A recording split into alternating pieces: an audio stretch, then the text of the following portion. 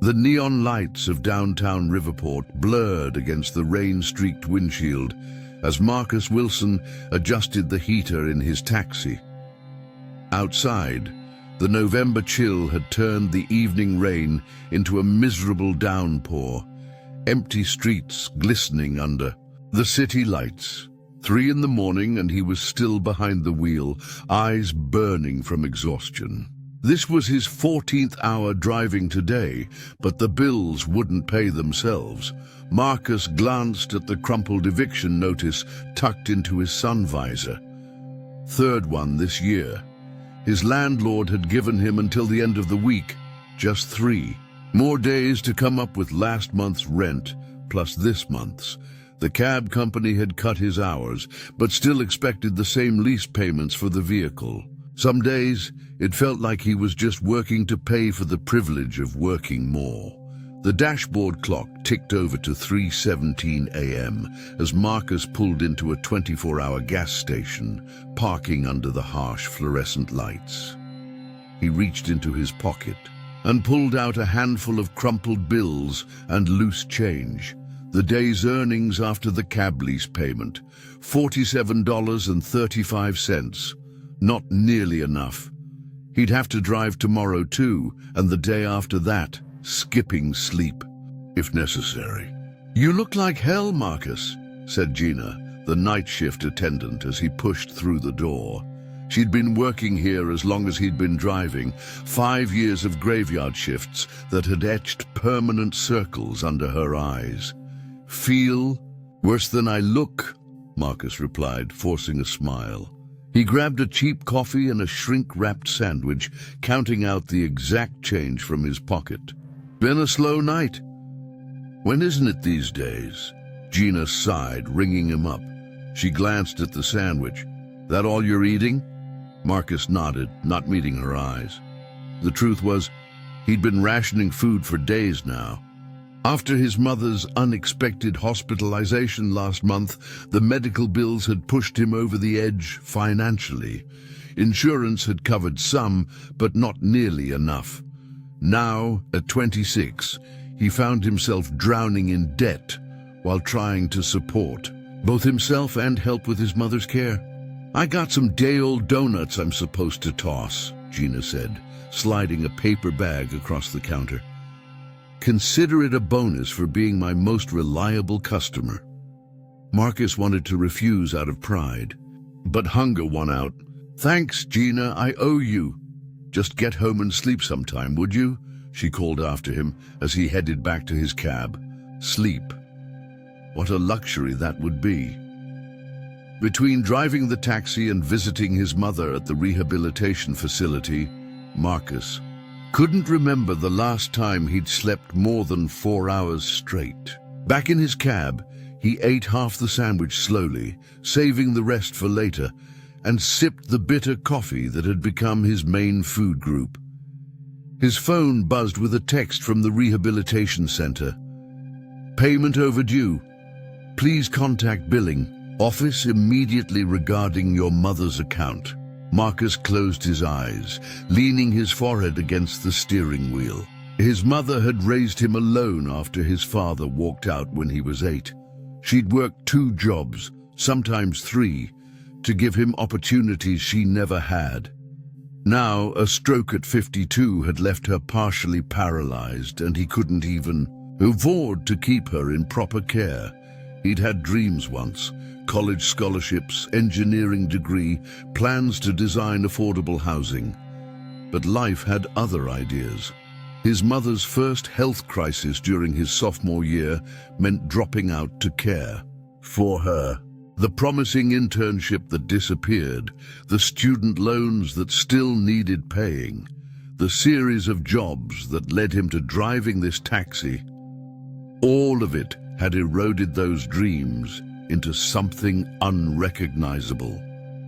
The dispatcher's voice crackled over, the radio interrupting his thoughts. "Wilson, you still out there?" Marcus grabbed the radio. "Yeah, Dave, what's up?" "Got a fare for you if you want it. Young woman at the Alcove apartment building needs a ride to Westlake." I know it's out of your way and almost end of shift.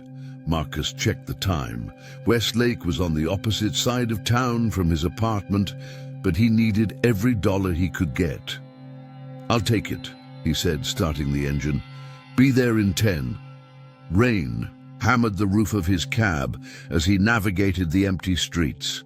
The alcove was one of those new upscale apartment buildings downtown, far from his own rundown neighborhood. As he pulled up to the entrance, the doorman was nowhere to be seen. Probably staying dry inside at this hour. Marcus peered through the rain-streaked windshield, looking for his fare. The building's entrance remained empty, the lobby lights dim. He drummed his fingers on the steering wheel, contemplating whether to call it in to dispatch when a movement caught his eye. A figure darted out from the side of the building, hunched against the rain, no umbrella or proper coat, just a hoodie pulled tight around their face. As they rushed toward his taxi, Marcus could see it was a young woman, soaked to the bone, clutching a small backpack to her chest. The rear door opened, bringing in a gust of cold air and rain. "Thank you for stopping," she said, her voice barely audible over the downpour. "I wasn't sure anyone would come at this hour." As she slid into the back seat, Marcus caught a glimpse of her face in the rearview mirror, pale, with wide eyes that looked both exhausted and alert, scanning the street behind them with unmistakable anxiety. Her clothes, despite being soaked, looked expensive, but were surprisingly plain and unmarked.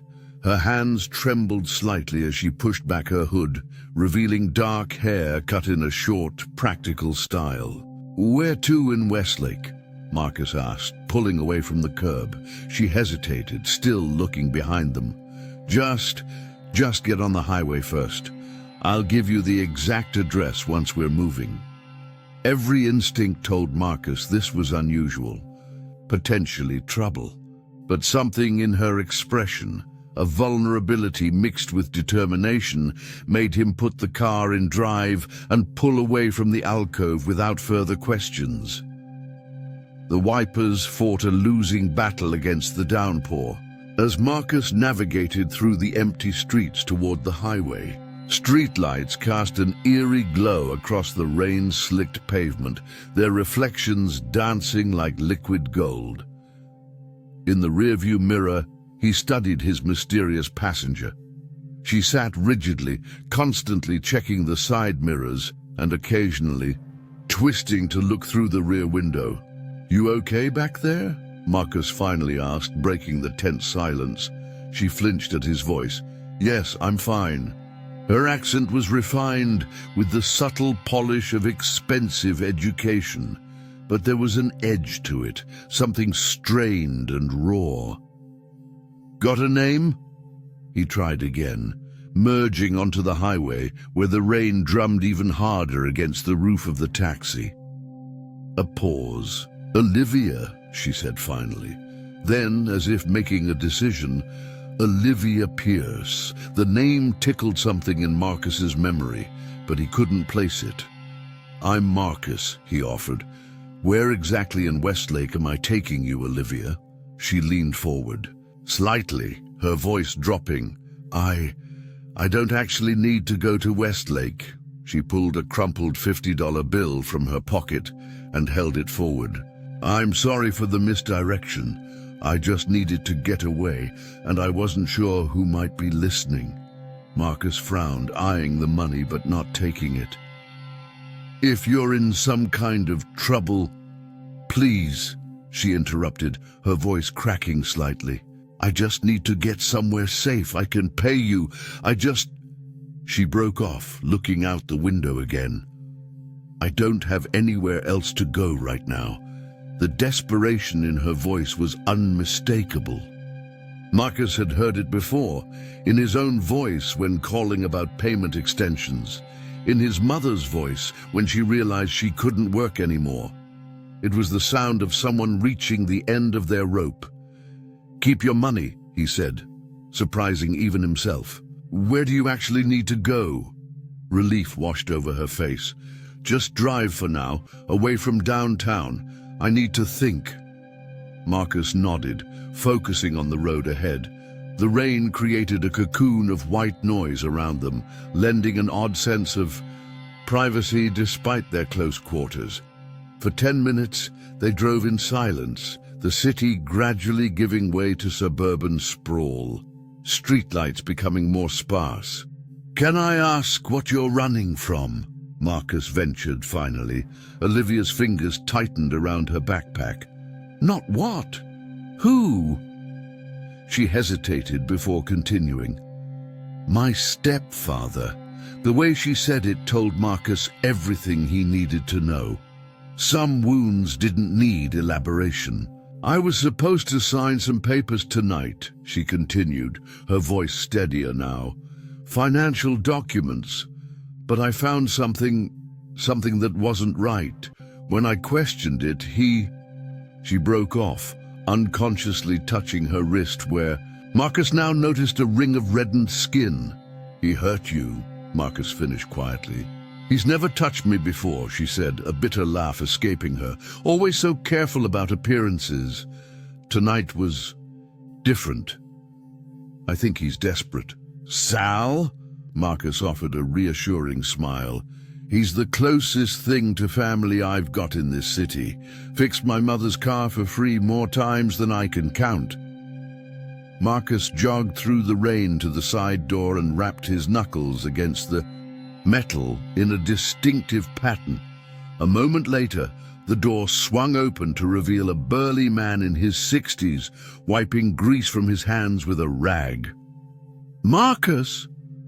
Sal's thick eyebrows shot up in surprise.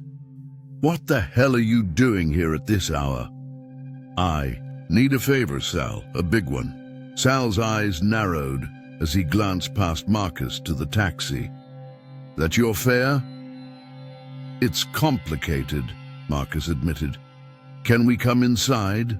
Just for a little while. I need to figure some things out." Sal studied him for a long moment before sighing. "Must be serious if you're risking your job bringing a passenger here." He stepped aside. "Come on, then." Marcus returned to the taxi and helped Olivia out, guiding her quickly into the warmth of the auto shop. The space smelled of motor oil and coffee, with cars in various states of repair occupying the bays. Sal led them to a small break room in the back, gesturing toward a worn couch. "Sit," he commanded, then turned to a coffee pot that looked like it had been brewing since the Carter administration. "You both look like you could use this." Olivia perched on the edge of the couch, her eyes darting around the unfamiliar surroundings. Her expensive clothes looked out of place among the car calendars and greasy tools. "Thank you," she said softly, accepting the chipped mug Sal handed her. Sal turned to Marcus with a questioning look. "You gonna tell me what this is about?" Marcus ran a hand through his hair, unsure where to begin. "This is Olivia. She's in trouble. We need a place to lay low for a few hours, and I need to get rid of the cab for a while." "Get rid of the—" Sal's eyes widened. "What the hell did you get yourself into, boy?" "It's my fault," Olivia interjected. "I needed help, and Marcus was kind enough to provide it." She hesitated, then reached into her backpack and pulled out her wallet. "I can pay you for your trouble." Sal waved her off.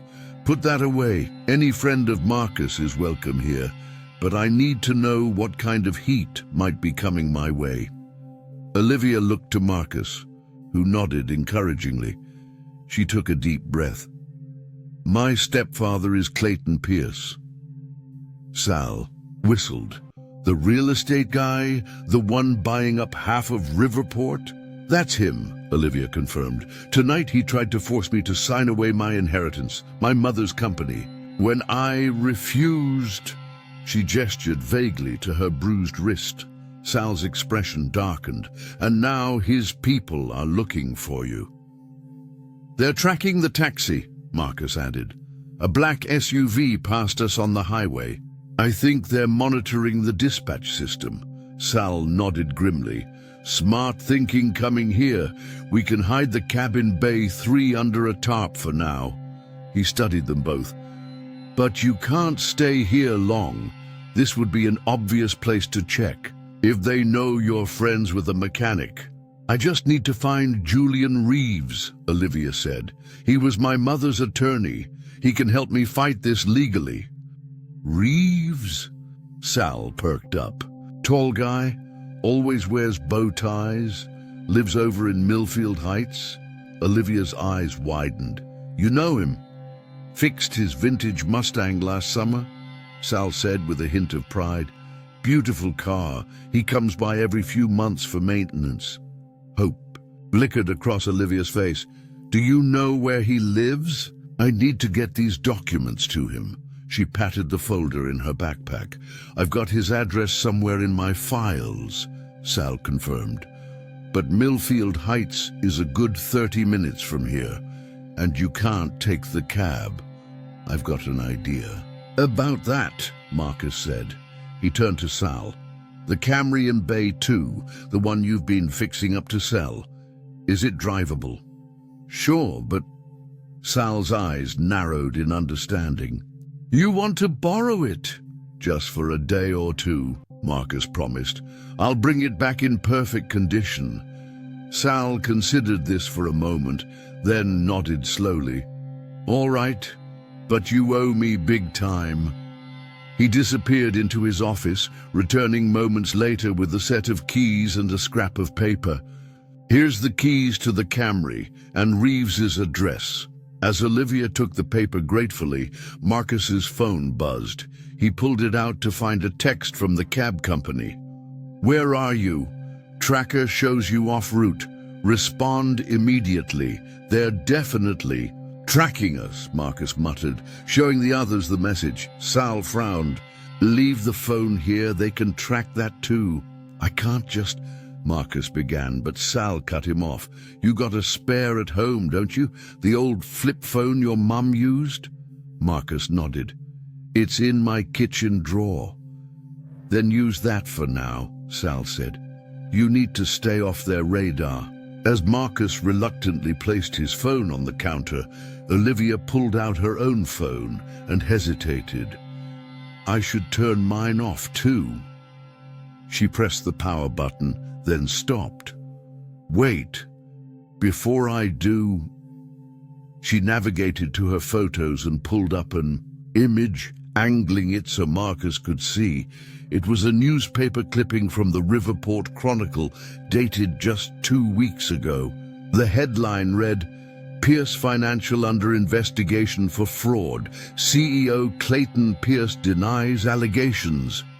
I found this article the day it was published, Olivia explained.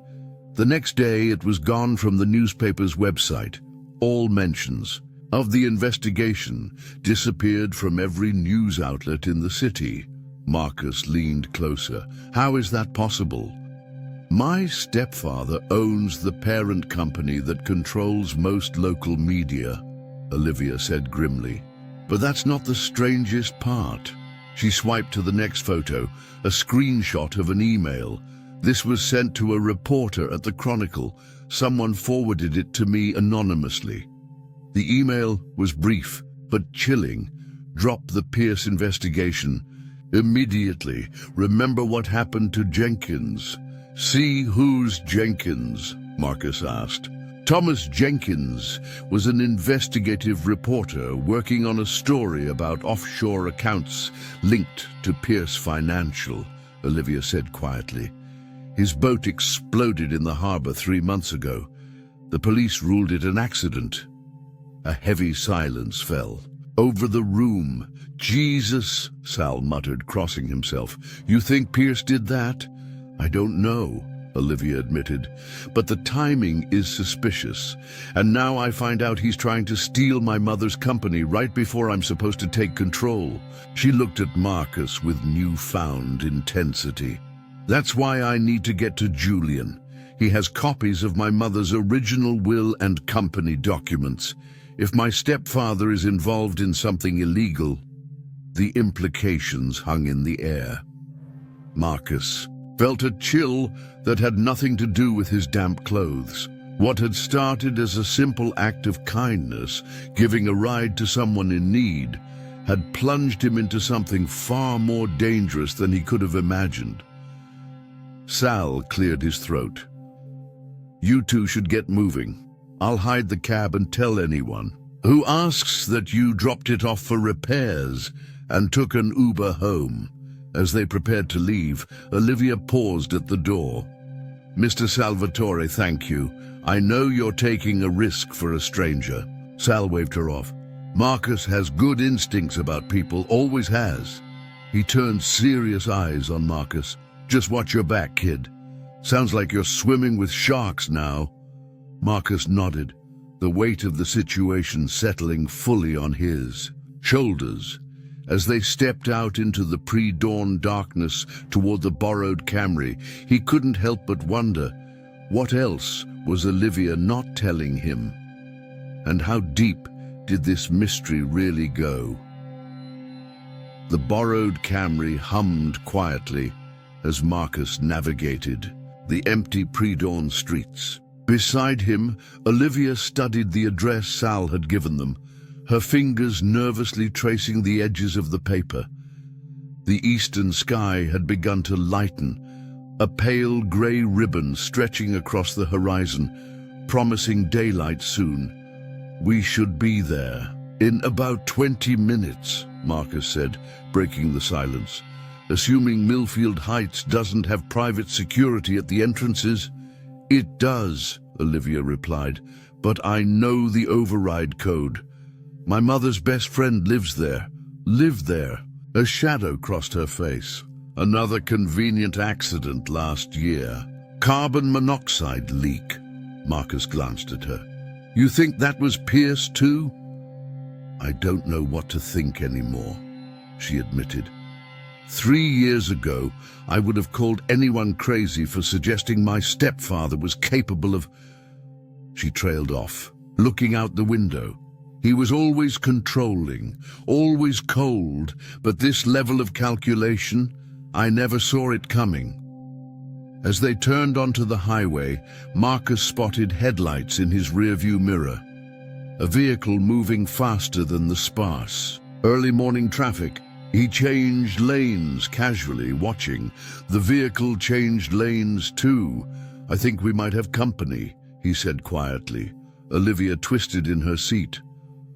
Black SUV, silver sedan, 2 cars back. She squinted through the rear window. "I don't recognize." "There could be nothing," Marcus said, although his instincts told him otherwise. He took the next exit abruptly, and sure enough, the sedan followed. Or not. Marcus's mind raced. The sedan was gaining on them, and the Camry, while reliable, wasn't built for speed or evasion. He made a sudden decision, veering down a side street into Old Town, a maze of narrow one-way streets that he knew well from years of navigating. Fares through the area. "Hold on," he warned, taking a sharp right into an alley barely wide enough for the car. The sedan followed, its engine revving aggressively. "They're gaining on us," Olivia said, her voice tight with fear. Marcus gripped the wheel, muscle memory guiding him through the warren of alleys and service roads behind the shops and restaurants of Old Town. Left, right again, through a delivery area, past dumpsters and loading docks. The sedan stayed with them, closer now. "There's a parking garage up ahead," Marcus said, "multi-level. If we can get inside..." The sedan surged forward, clipping their rear bumper. The Camry fishtailed and Marcus fought for control. "They're trying to run us off the road," Olivia gasped, bracing herself against the dashboard. "Not today," Marcus muttered, spotting the entrance to the parking garage. He swerved sharply, cutting across an empty lot and through the entrance. The early hour meant the garage was mostly empty. Perfect. He gunned the engine up the ramp, tires squealing as they climbed to the second level, then the third. The sedan followed, its headlights filling their rearview mirror. On the fourth level, Marcus spotted his opportunity. 2 delivery trucks parked side by side, leaving just enough space between them. "Hang on," he warned, before cutting the wheel hard and threading the Camry between the trucks. The sedan, slightly wider, couldn't follow. They heard the screech of brakes, then the crunch of metal on concrete as their pursuer skidded to a stop. Marcus didn't slow down, continuing up to the roof level and then back down via a different ramp. By the time they emerged from the garage's far exit, the sedan was nowhere in sight. "How did you know how to do that?" Olivia asked, her voice filled with awe and lingering adrenaline. 5 years of taxi driving," Marcus replied, his own heart still pounding. "You learn the city, learn how to find shortcuts when traffic is bad." He checked the mirrors again. "I think we lost them for now, but they'll keep looking." He glanced at her. "Your stepfather must have people all over the city." "He does," Olivia confirmed grimly. "And not just his own security. He has connections with some of the police too." Marcus's blood ran cold. "The police? Are you sure?" She nodded. "Why do you think I didn't want to go to them? The police commissioner plays golf with Clayton every Sunday. Half the force moonlights as security for his events." She hugged her backpack closer. "We're on our own until we reach Julian." As they drove toward Millfield Heights in a roundabout route, Marcus's mind spun with the implications. He had started his shift as a struggling taxi driver worried about eviction. Now, not even 12 hours later, he was evading private security, possibly corrupt police, and helping an heiress escape her powerful stepfather. There would be no going back to his normal life after this, not anytime soon. His phone was left behind, his taxi abandoned, his name likely already flagged in the company's system. Whatever happened next, his life had irrevocably changed the moment Olivia Pierce had stepped into his cab. The sun was fully rising when they finally approached the gated community of Millfield Heights. Pristine streets lined with elegant homes, each set back on manicured lawns, a world away from Marcus's crumbling apartment building. Olivia directed him to a keypad at the residence entrance. 458201, she recited from memory. "My mother's birth date." The gate slid open silently, and they drove through, both of them scanning for any sign of pursuit. The neighborhood was quiet, with only an occasional early morning jogger or dog walker to be seen. Number 47. Maple Court, Olivia read from Sal's paper. That should be at the end of this street. As they pulled up to a stately colonial with white columns, Marcus felt increasingly out of place. His worn jeans and faded jacket were a stark contrast to the surroundings. Olivia seemed to sense his discomfort. "Julian isn't like the others in my stepfather's circle," she assured him. "He cared deeply for my mother. He was the only one who questioned the circumstances of her death." Marcus raised an eyebrow. "I thought you said she died of cancer." "That's the official story," Olivia replied, her voice tight. "She was diagnosed with stage 4 pancreatic cancer, deteriorated rapidly, but she had been looking into some of Clayton's business dealings just before her diagnosis. Julian always thought the timing was suspicious." Before Marcus could process this new information, the front door of the house opened.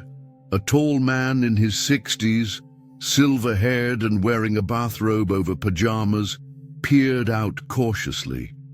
His eyes widened at the sight of Olivia. "My God," he said, hurrying down the front steps. "Olivia, what are you doing here at this hour?"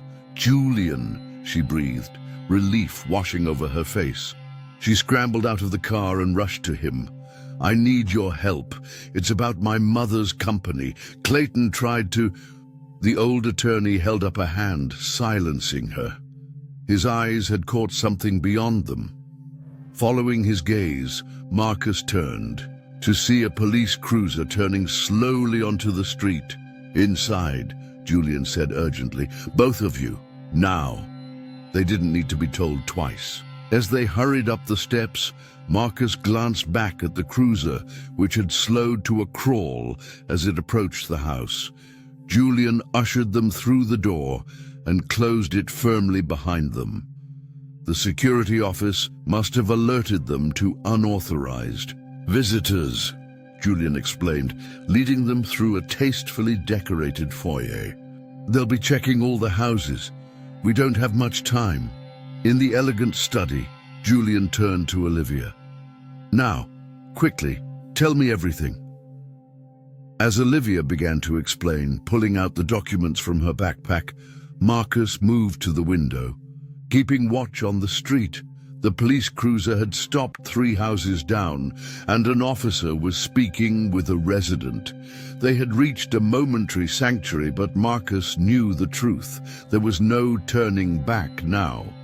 Whatever secrets Olivia's documents contained, whatever her stepfather was hiding, they were now both deeply entangled in it. The point of no return had been crossed the moment he had decided to help her escape.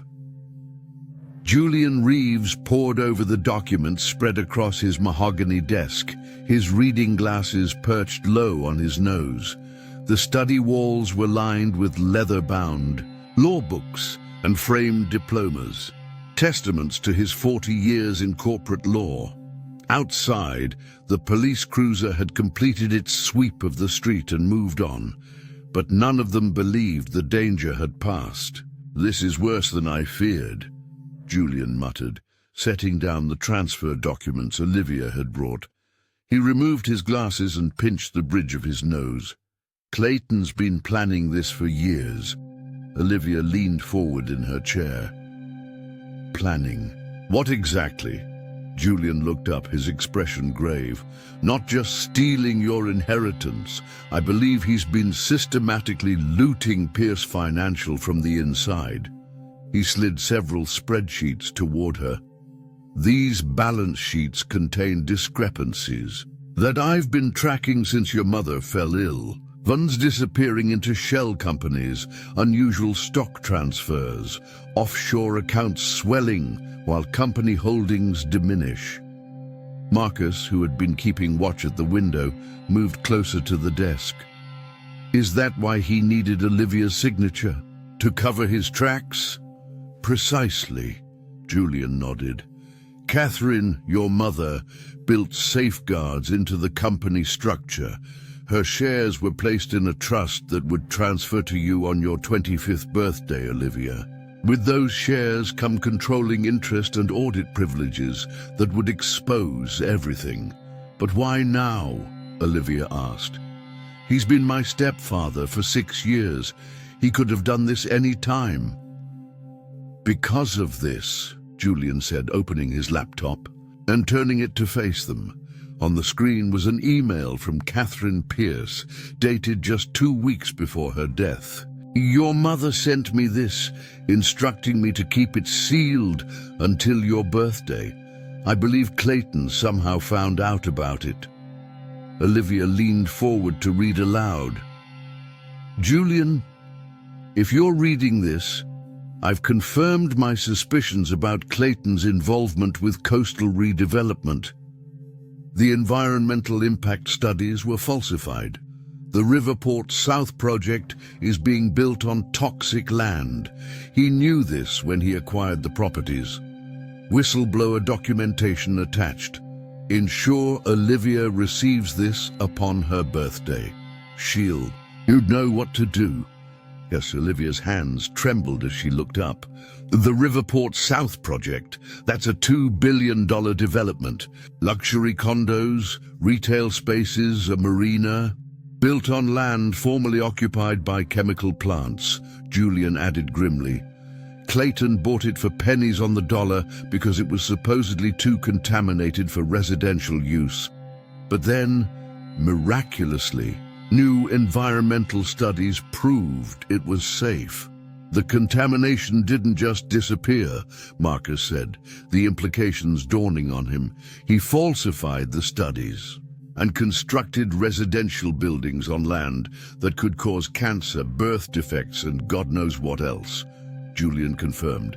If this came to light, it would mean criminal charges, billions in lawsuits, and the end of Pierce Financial.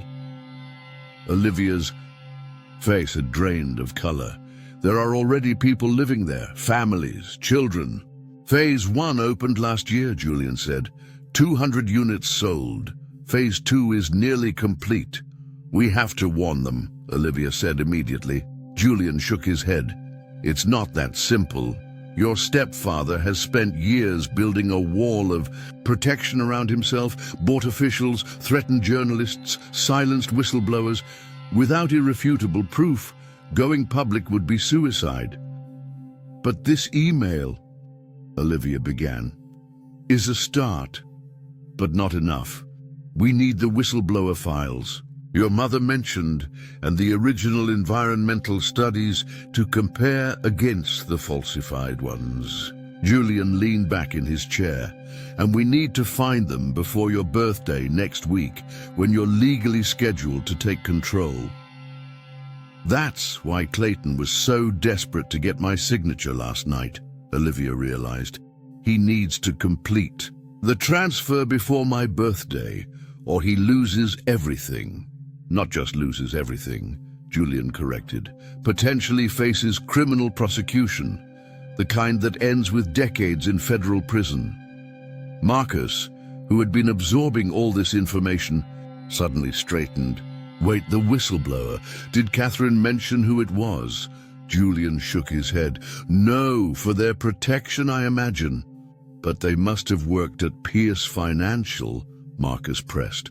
Someone with access to the real environmental studies. Someone who knew what was happening. Olivia's eyes widened with sudden clarity. Dr. Eleanor Weber, she whispered. My mother's best friend, the one who died in the carbon monoxide leak. Julian's expression shifted. Eleanor was an environmental scientist. She consulted for Pierce on several projects, including Riverport. South, Olivia confirmed, her voice gaining strength. She had dinner at our house the week before her death. She and my mother argued with Clayton about something.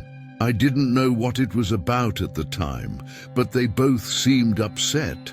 And then she conveniently died in an accident, Marcus added grimly. Followed by your mother's sudden cancer diagnosis, Julian said softly.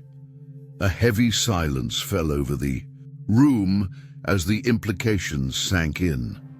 Marcus felt a chill run down his spine. If their suspicions were correct, Clayton Pierce wasn't just a fraudster, he was a killer who had orchestrated the deaths of at least 2 women, possibly more. Eleanor kept a lake house, Olivia said suddenly.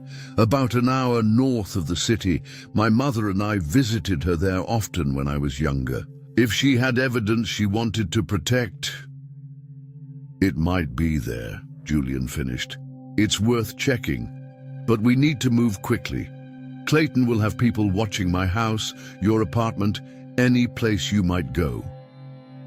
As if to confirm his words, Marcus's burner phone buzzed with a text from Sal. Your taxi reported stolen. APB out for you both. Pierce offering reward for info. Be careful. Marcus showed the others. We've officially gone from persons of interest to fugitives. Julian's desk phone rang, startling them all. He glanced at the caller ID and his face tightened. It's the security office for Millfield Heights. He let it ring. They'll be sending someone to check on me soon. Then we need to leave, Olivia said decisively, gathering the documents and returning them to her backpack.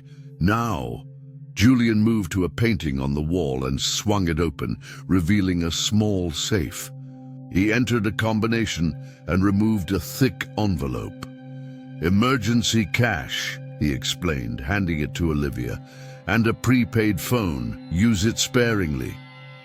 "Come with us," Olivia urged. "It's not safe for you here either." Julian shook his head. "Someone needs to maintain a legitimate front. I can delay things on the legal side, create distractions." He moved to his desk and quickly wrote on a notepad, "This is the address of Eleanor's lake house. And this," he scribbled another address, "is my sister's cabin near the state border. Go there if the lake house doesn't pan out." As Marcus and Olivia prepared to leave through the back door, Julian clasped Olivia's shoulders. "Your mother was a remarkable woman, Olivia. She knew the risks she was taking in investigating Clayton." His eyes glistened with unshed tears. "She would be proud of your courage." Olivia hugged the older man fiercely. "Thank you for believing her, for believing me." "Be careful," Julian warned. "Clayton won't stop until he has those documents and your signature, or until you're no longer a threat." The implication hung heavy in the air as they slipped out the back door into Julian's garden. The morning sun now fully illuminated the elegant neighborhood, making them feel exposed and vulnerable. As they hurried toward the borrowed Camry parked a block away, Marcus felt the full weight of what they had discovered. This wasn't just about a greedy stepfather trying to steal an inheritance. It was about corporate corruption, environmental crimes, and multiple suspicious deaths, all connecting back to Clayton Pierce, one of the most powerful men in Riverport. And now they were the only ones who knew the truth, the only ones who could expose it all, if they survived long enough to try. The highway stretched before them, a grey ribbon winding through the lush countryside north of Riverport. Marcus kept the Camry at exactly the speed limit, not fast enough to attract attention, not slow enough to appear suspicious. Beside him, Olivia studied a map on the prepaid phone Julian had given them. The cellular data activated only when absolutely necessary to avoid tracking. "Take the next exit," she instructed. "Eleanor's lake house is about 15 miles down a big county road from there." The morning had given way to afternoon, the sky a clear blue that belied the danger they were in. They had stopped only once, at a small rural gas station where Marcus had used cash to purchase food, water, and a baseball cap to disguise his appearance. Olivia had tied her hair back and donned sunglasses from her backpack. Small measures, perhaps inadequate but necessary. As Marcus navigated the exit ramp, a state trooper vehicle parked on the shoulder caught his eye. His grip tightened on the steering wheel. "Stay calm," Olivia murmured, noticing his tension. "Just a routine patrol." The trooper didn't move as they passed, but Marcus could feel his eyes following them. He forced himself to breathe normally, to maintain his speed. In the side mirror, he watched as the cruiser remained stationary. "I think we're okay," he said after a moment. They turned onto County Road 27, a two-lane blacktop cutting through dense forests interspersed with the occasional lakefront property. The farther they drove from the highway, the more Marcus felt the tentative relief of distance from pursuers, but also the vulnerability of isolation. "It should be coming up on the right," Olivia said. "There's a private drive marked with a blue mailbox." The driveway appeared as described, curving through pine trees toward a rustic A-frame visible through the foliage. Marcus turned in cautiously, the car's tires crunching on gravel. "Doesn't look like anyone's been here recently," he observed, noting the undisturbed leaves on the drive. The lake house sat on a small bluff overlooking the water, its large windows reflecting the afternoon sun. A deck wrapped around the structure, and a small dock extended into the clear lake below. It was peaceful, remote, the perfect retreat, or the perfect hiding place for sensitive information. Marcus parked behind the house, concealing the car from the road. "Now what? Break in?" "No need," Olivia replied, climbing out of the car. She walked to a stone planter near the back door and lifted it, retrieving a small key from underneath. "Eleanor always kept a spare here. My mother and I used it when we'd visit."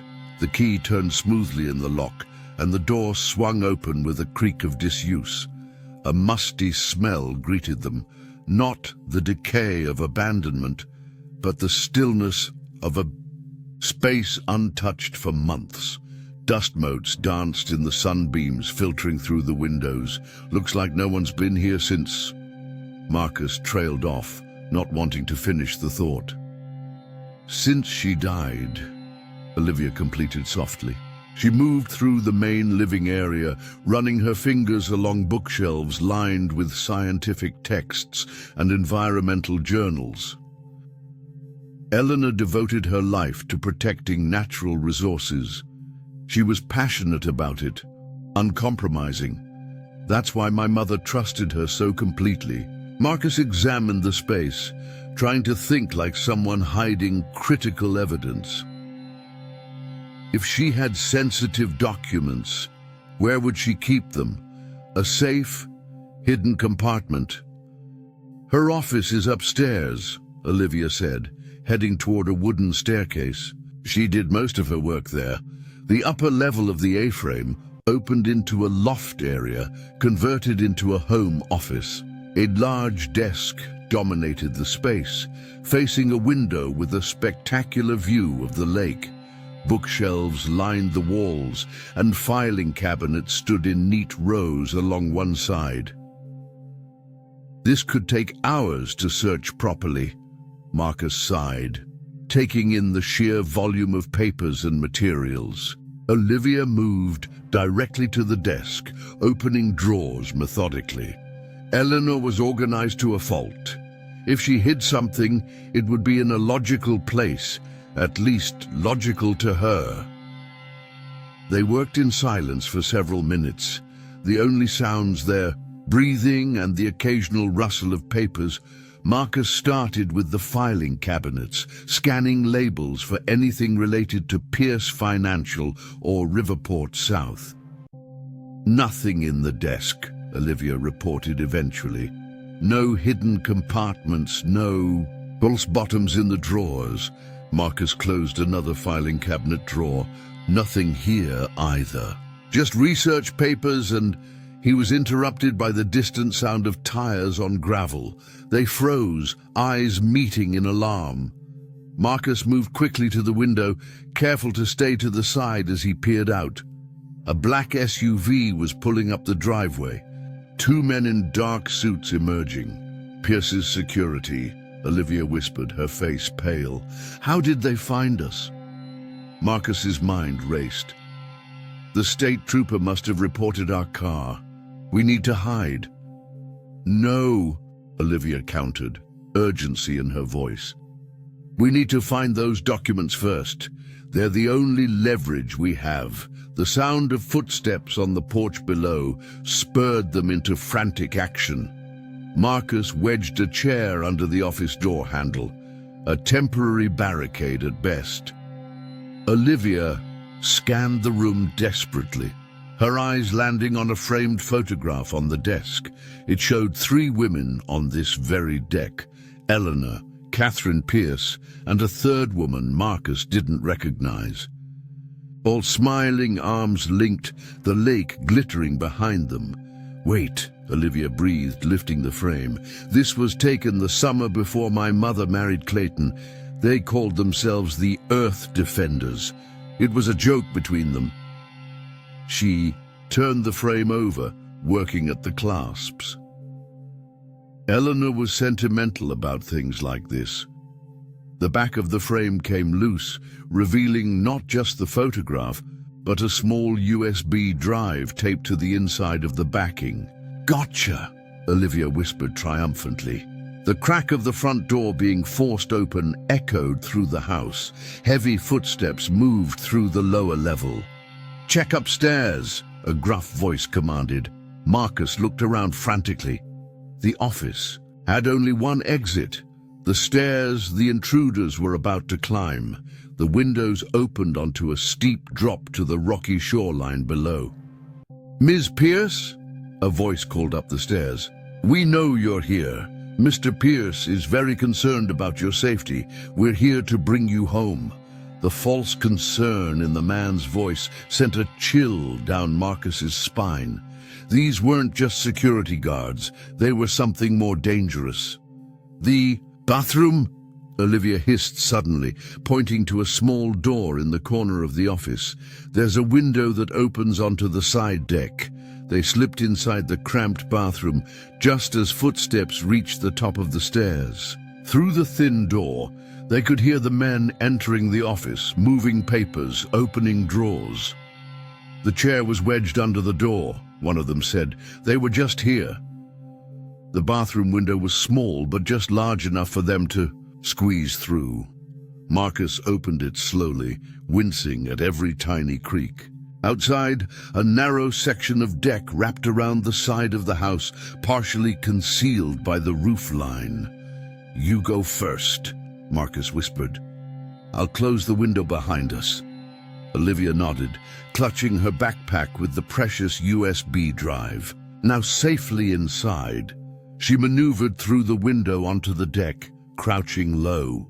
Marcus followed, easing the window closed as gently as possible. They inched along the deck, backs pressed against the house. Below them, the lake lapped against the rocky shore. At the back of the house, they could see the Camry, where they had left it, but also a clear view of the black SUV blocking the driveway. There was no way to reach their car without being seen. "What now?" Olivia whispered, her voice barely audible. Marcus pointed downward, toward the dock extending into the lake. "Water's our only option." "Can you swim?" "Yes, but..." The sound of the bathroom door being kicked open cut her off. A shout came from inside. "The window, they're on the deck!" "No choice," Marcus said, grabbing Olivia's hand. "Run!" They abandoned stealth, sprinting for the stairs that led from the deck down to the dock.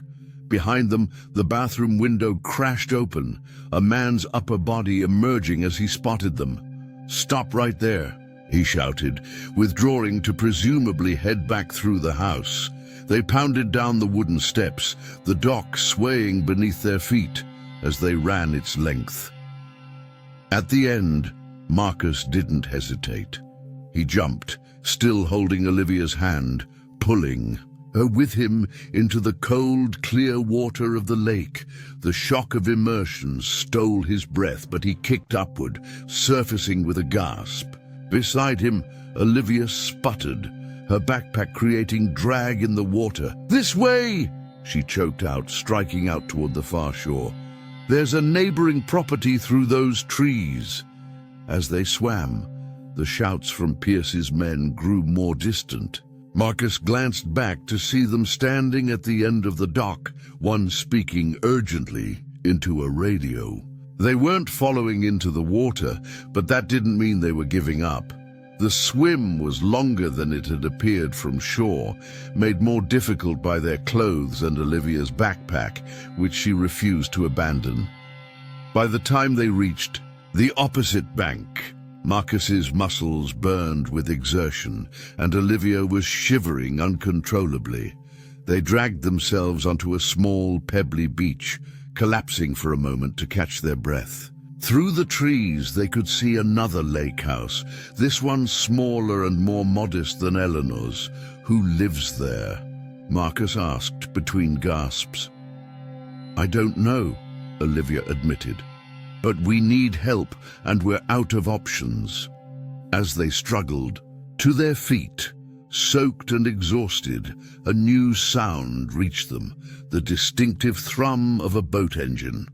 Looking back across the lake, they saw a speedboat leaving Eleanor's dock, Pierce's men aboard, heading in their direction.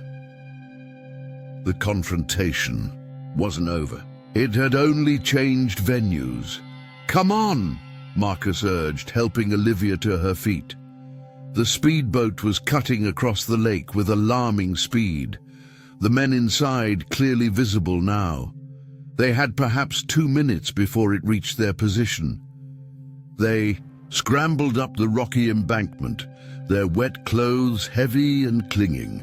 The neighboring property was separated from the small beach by a line of pine trees and an ornamental rock garden. As they emerged from the trees, they faced a modest lake house with weathered cedar siding and a covered porch where a rocking chair swayed gently in the breeze. "Hello?" Olivia called out, desperation edging her voice. "Is anyone home? We need help." The door opened, revealing an elderly man with white hair and a weathered face. He wore faded overalls and held a mug of coffee in one hand.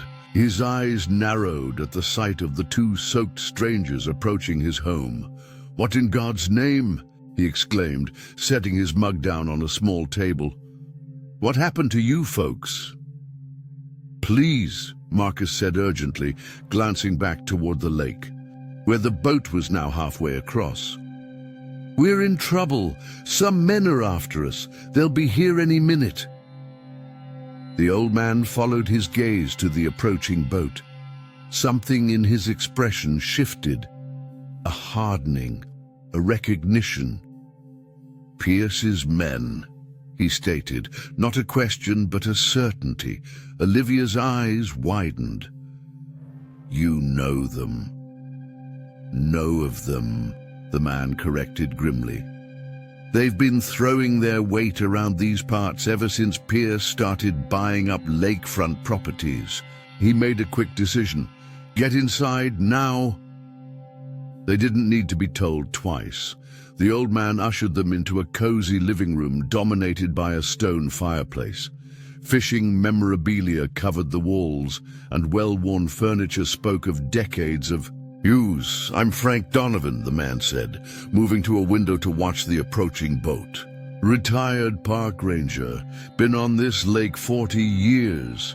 He turned to face them. "Now who are you and why are Pierce's goons after you?" As Olivia quickly explained their situation, Frank's expression grew increasingly somber. When she mentioned Eleanor Weber, he nodded in recognition. "Eleanor was good people," he said. "That carbon monoxide story never sat right with me. Her heating system was new.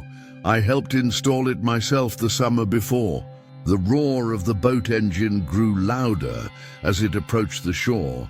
Frank moved decisively to a closet, pulling out a shotgun that he loaded with practiced efficiency.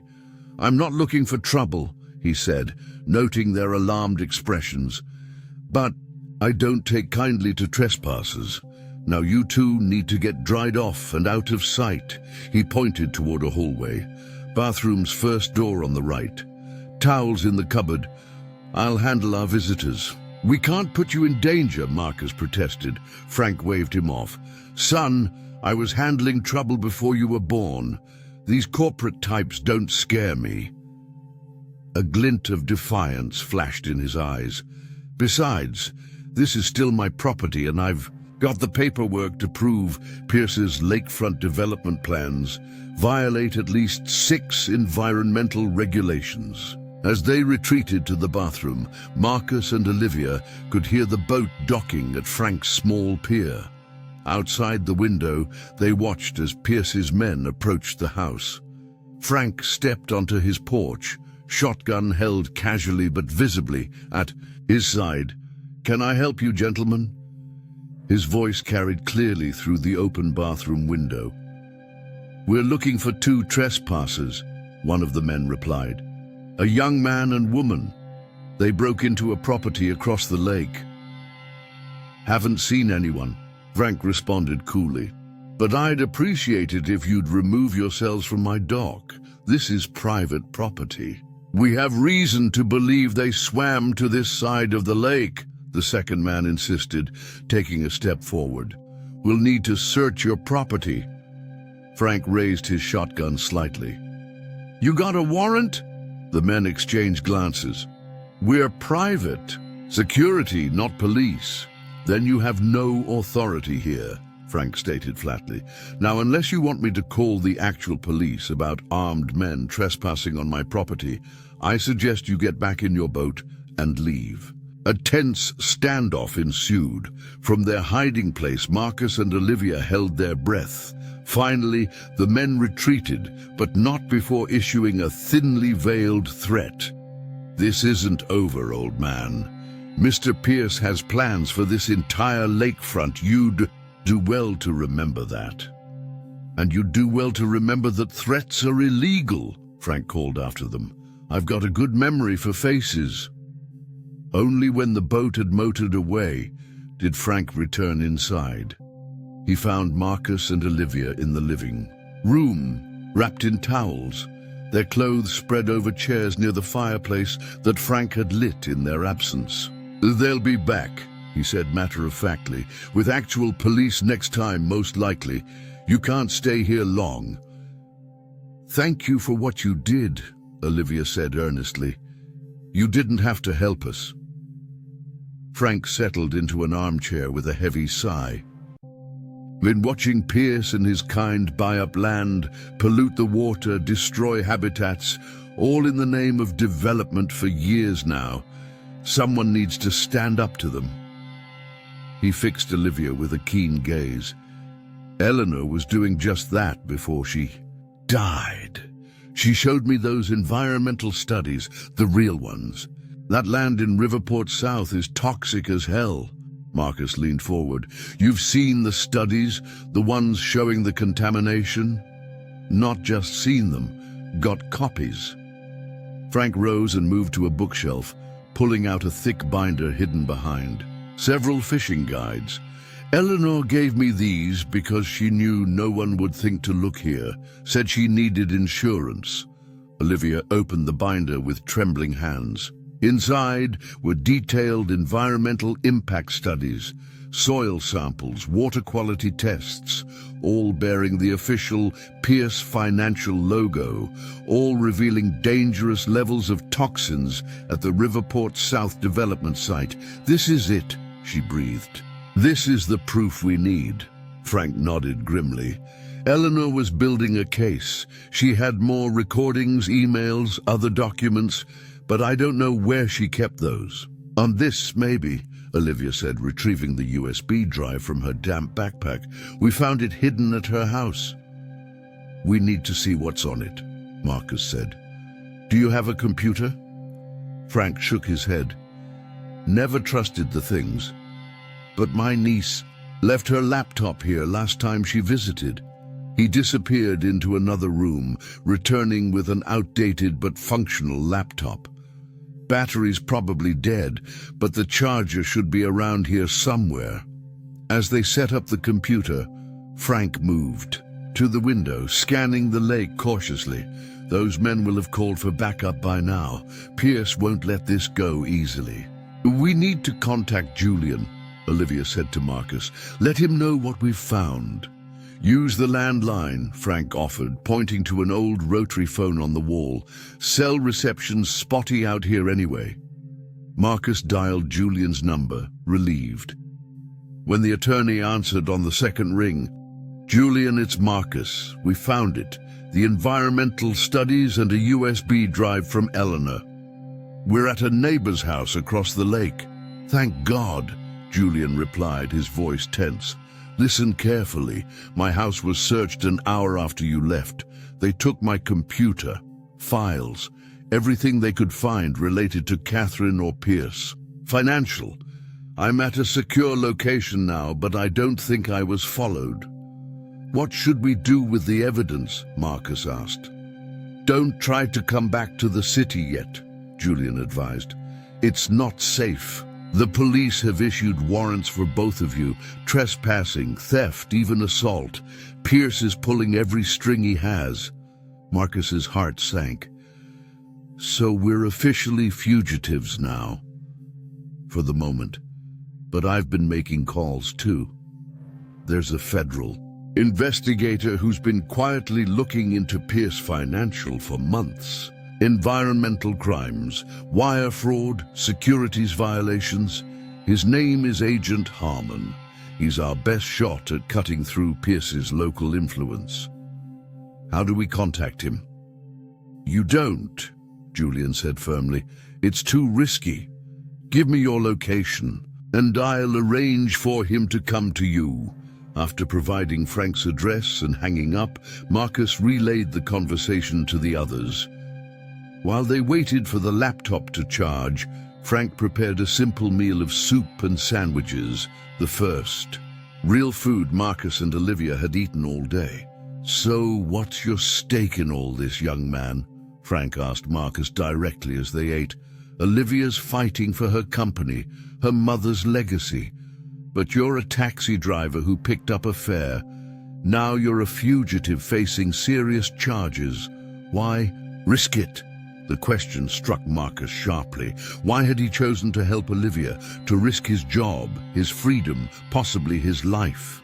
He thought of his mother in the rehabilitation facility, of his own struggles just to keep a roof over his head. Because it was the right thing to do, he said finally, surprising himself with the simplicity of the answer. Because someone needed help, and I could provide it. And because, he hesitated, glancing at Olivia, because I'm tired of watching people like Pierce get away with hurting others just because they have money and power. Frank studied him for a moment, then nodded in approval. Good answer. The laptop finally had enough charge to start up. They gathered around as Olivia inserted the USB drive. A password prompt appeared. Try her birthday, Marcus suggested. But that didn't work. What about my mother's birthday? Olivia tried. Still locked. Frank cleared his throat. Try Earth Defenders. You mentioned that's what they called themselves. Olivia typed it in. The drive unlocked, revealing dozens of files, emails, audio, recordings, financial records, and a video file simply titled Catherine. With shaking hands, Olivia clicked on it. The screen filled with the image of her mother, clearly ill but determined, sitting in what appeared to be a hospital room. Olivia, Catherine Pierce began, her voice weak but resolute. If you're watching this, then Eleanor has managed to get this to you, and I am gone. There are things you need to know about Clayton, about the company, about what we discovered. As Catherine's final testimony played out, revealing the full extent of Clayton Pierce's crimes, Marcus realized they had found something far more valuable than evidence. They had found the truth, and with it powerful allies who were willing to stand against the corruption that had claimed too many lives already. The question now was whether it would be enough to bring down an empire built on lies, and whether they would survive long enough to try. Catherine Pierce's voice filled the small lake house living room, a ghost speaking truths that had died with her. On the laptop screen, her face was gaunt from illness, but her eyes burned with determination. As she detailed her discoveries about Clayton's corruption, the contamination at Riverport South isn't just toxic, it's lethal, Catherine explained, pausing occasionally to catch her breath. The original environmental assessment found carcinogenic compounds at over 200 times the legal limit. Clayton buried those findings and replaced them with falsified reports. Olivia watched, tears streaming silently down her face as her mother continued. But the environmental crimes are just the beginning. The offshore accounts Eleanor discovered, they're not just tax havens, they're where Clayton has been funneling company money for years, embezzlement on a massive scale. Catherine's image leaned closer to the camera, and I've discovered why. He's broke, Olivia.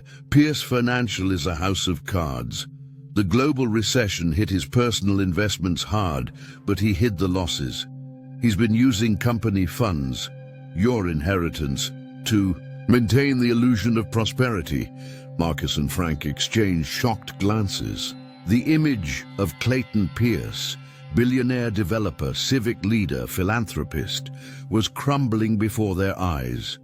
I've compiled everything, Catherine continued, holding up a file.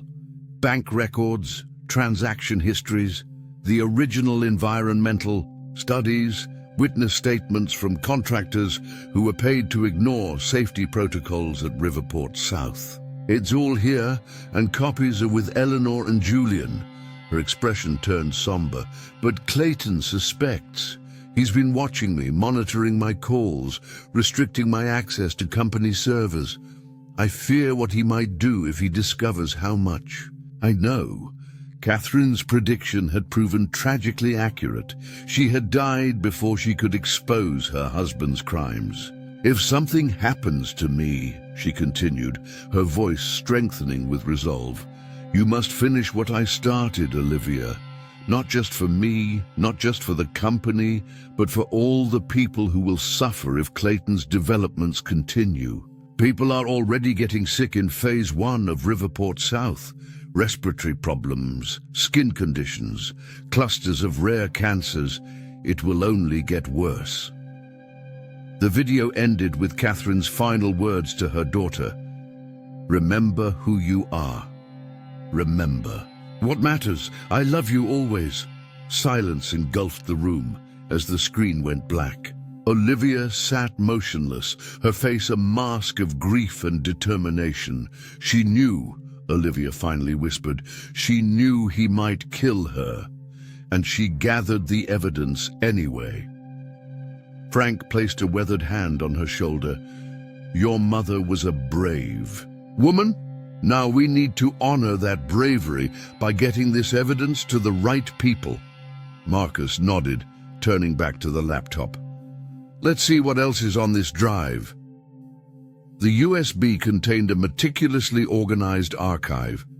Catherine Pierce had been thorough in her investigation, compiling years of financial records showing Clayton's systematic looting of company assets. Environmental studies revealed horrifying levels of contaminants at Riverport South.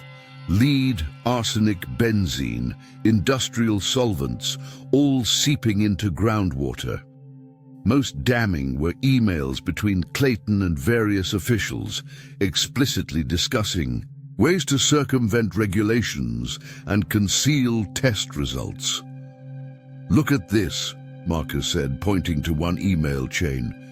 He bribed the head of the Environmental Protection Division to sign off on the false reports. And here, Frank added, indicating another document. Medical records from residents of Riverport South. Elevated cancer rates, birth defects, respiratory diseases, all documented by a clinic doctor who was later fired for alarmism. Olivia studied a spreadsheet that tracked money movements between accounts. He's stolen over $300 million from the company, transferred to shell corporations, then to private accounts in the Caymans, Switzerland, Singapore. They worked through the night, organizing the evidence into a comprehensive case. Frank brewed pot after pot of strong coffee as they categorized the damning materials: environmental crimes, financial fraud, obstruction of justice, and the most serious evidence suggesting Clayton's involvement in Eleanor Webber's death and possibly Catherine's illness. He had access to her food, her medication, Olivia said hollowly, reading through medical reports. The cancer diagnosis came so suddenly, progressed so rapidly. Could he have... The question hung unanswered in the air. The possibility that Clayton had poisoned his own wife was too horrific to fully contemplate, yet the timeline and circumstances made it disturbingly plausible. Near dawn, a new file caught Marcus's attention. Look at this. Surveillance photos. Catherine hired a private investigator to follow Clayton. The images showed Clayton meeting with various officials in parking garages, restaurants, private clubs, furtive encounters with cash-exchanging hands. One series of photos was particularly disturbing. Clayton entering the home of Dr. James Lassiter, Catherine's oncologist, carrying a briefcase. The following day's hospital records showed a dramatic change in Catherine's treatment plan. "He bought off her doctor," Olivia whispered, horror dawning on her face. "He made sure she wouldn't recover." The weight of this revelation settled over them like a physical presence. Clayton Pierce wasn't just a white-collar criminal. He was potentially responsible for multiple deaths, including his own wife's. As the first rays of morning light filtered through the windows, Frank's landline phone rang, startling them. Frank answered cautiously, listened for a moment, then handed the receiver to Marcus. "It's Julian," he said. "Marcus." Julian's voice was tense. "Agent Harmon is on his way to you. ETA 40 minutes, but there's a problem. Pierce's security team returned to Millfield Heights last night. They've been questioning residents, showing your pictures. One of my neighbors told them I had visitors yesterday morning." "Do they know where we are?" Marcus asked, his stomach tightening. "I don't think so, but they're casting a wide net. And there's more. Local police have set up checkpoints on major roads out of the lake region. They're using the pretense of a manhunt for fugitives, but it's Pierce pulling the strings. You and Olivia need to be ready to move quickly after meeting with Harmon." "We've found everything, Julian. Catherine documented it all. The environmental crimes, the financial fraud, everything. She even suspected Clayton of tampering with her treatment." Julian was silent for a moment. "I was afraid of that," he finally said, his voice heavy. "Catherine called me the night before she went into the hospital for the last time. She said if anything happened to her, I should investigate Clayton's relationship with her doctor. I tried, but the doctor wouldn't speak to me, and then Eleanor died, and He broke off. "I should have done more." "You did what you could," Marcus assured him. "We all did. But now we have the evidence. We can finish what Catherine started." "Be careful," Julian warned. "Harmon will arrive in an unmarked car. Black sedan, government plates. He'll identify himself with FBI credentials. Trust no one else." After hanging up, Marcus relayed the information to Olivia and Frank. "We need to prepare for Agent Harmon's arrival, but we also need an escape plan. Those checkpoints will make it difficult to leave the area." Frank moved to a cabinet and unfolded a large map of the region. "There are old logging roads that connect to the state forest," he said, tracing routes with his finger. "They're not maintained, rough going in places, but passable with the right vehicle. They'll bypass the main checkpoints." "What about your truck?" Marcus asked, gesturing toward the vintage pickup visible through the window. Frank shook his head. "Too recognizable, but I've got something better." He led them to a small boathouse on the property. Inside was a weathered fishing boat with an outboard motor. The lake connects to River Creek, which flows away from town. Follow it south for about 10 miles and you'll reach Widow's Junction. Small settlement, has a bus station. From there, you could reach the state line without hitting any checkpoints. Olivia studied the map. That could work. But what about the evidence? We can't risk losing it if something goes wrong. Marcus considered this. We need copies, backups in different locations. They returned to the house and worked quickly. Frank had an old printer scanner that wheezed and complained, but managed to copy the key documents. Olivia created duplicates of the digital files on another USB drive Frank had in a drawer. "We should send one set to Julian right away," Marcus suggested. "Another to Agent Harmon's office directly in case something happens during our meeting. And one more," Frank added, "to someone in the media, someone who can break the story if all else fails." Olivia's expression brightened. "I know just the person. Meredith Chen at the National Investigative Bureau. She's been trying to crack Pierce's financial shell game for years. Clayton couldn't buy her off or scare her away." They prepared 3 packages with copies of the evidence. Frank would mail one to Julian from the local post office, one would go to Agent Harmon as insurance, and the third would be sent to Meredith Chen with instructions to publish if they didn't contact her within 48 hours. As they finished their preparations, Frank, who had been watching the road, suddenly stiffened. Vehicle coming, black sedan. They moved to the window. A dark car was indeed approaching along the lakeside road, moving deliberately but not speeding. "Could be Harmon," Marcus said, "but let's be cautious. Frank, you meet him outside. Olivia and I will stay out of sight until we're sure." Frank nodded, picking up his shotgun once more. "If it's not Harmon, if anything seems off, I'll call out about the fishing being good today. That's your signal to take the boat and go." The tension was palpable as Frank stepped onto the porch. Marcus and Olivia positioned themselves near the back door, ready to flee if necessary. Through a side window, they watched as the sedan stopped and a man emerged.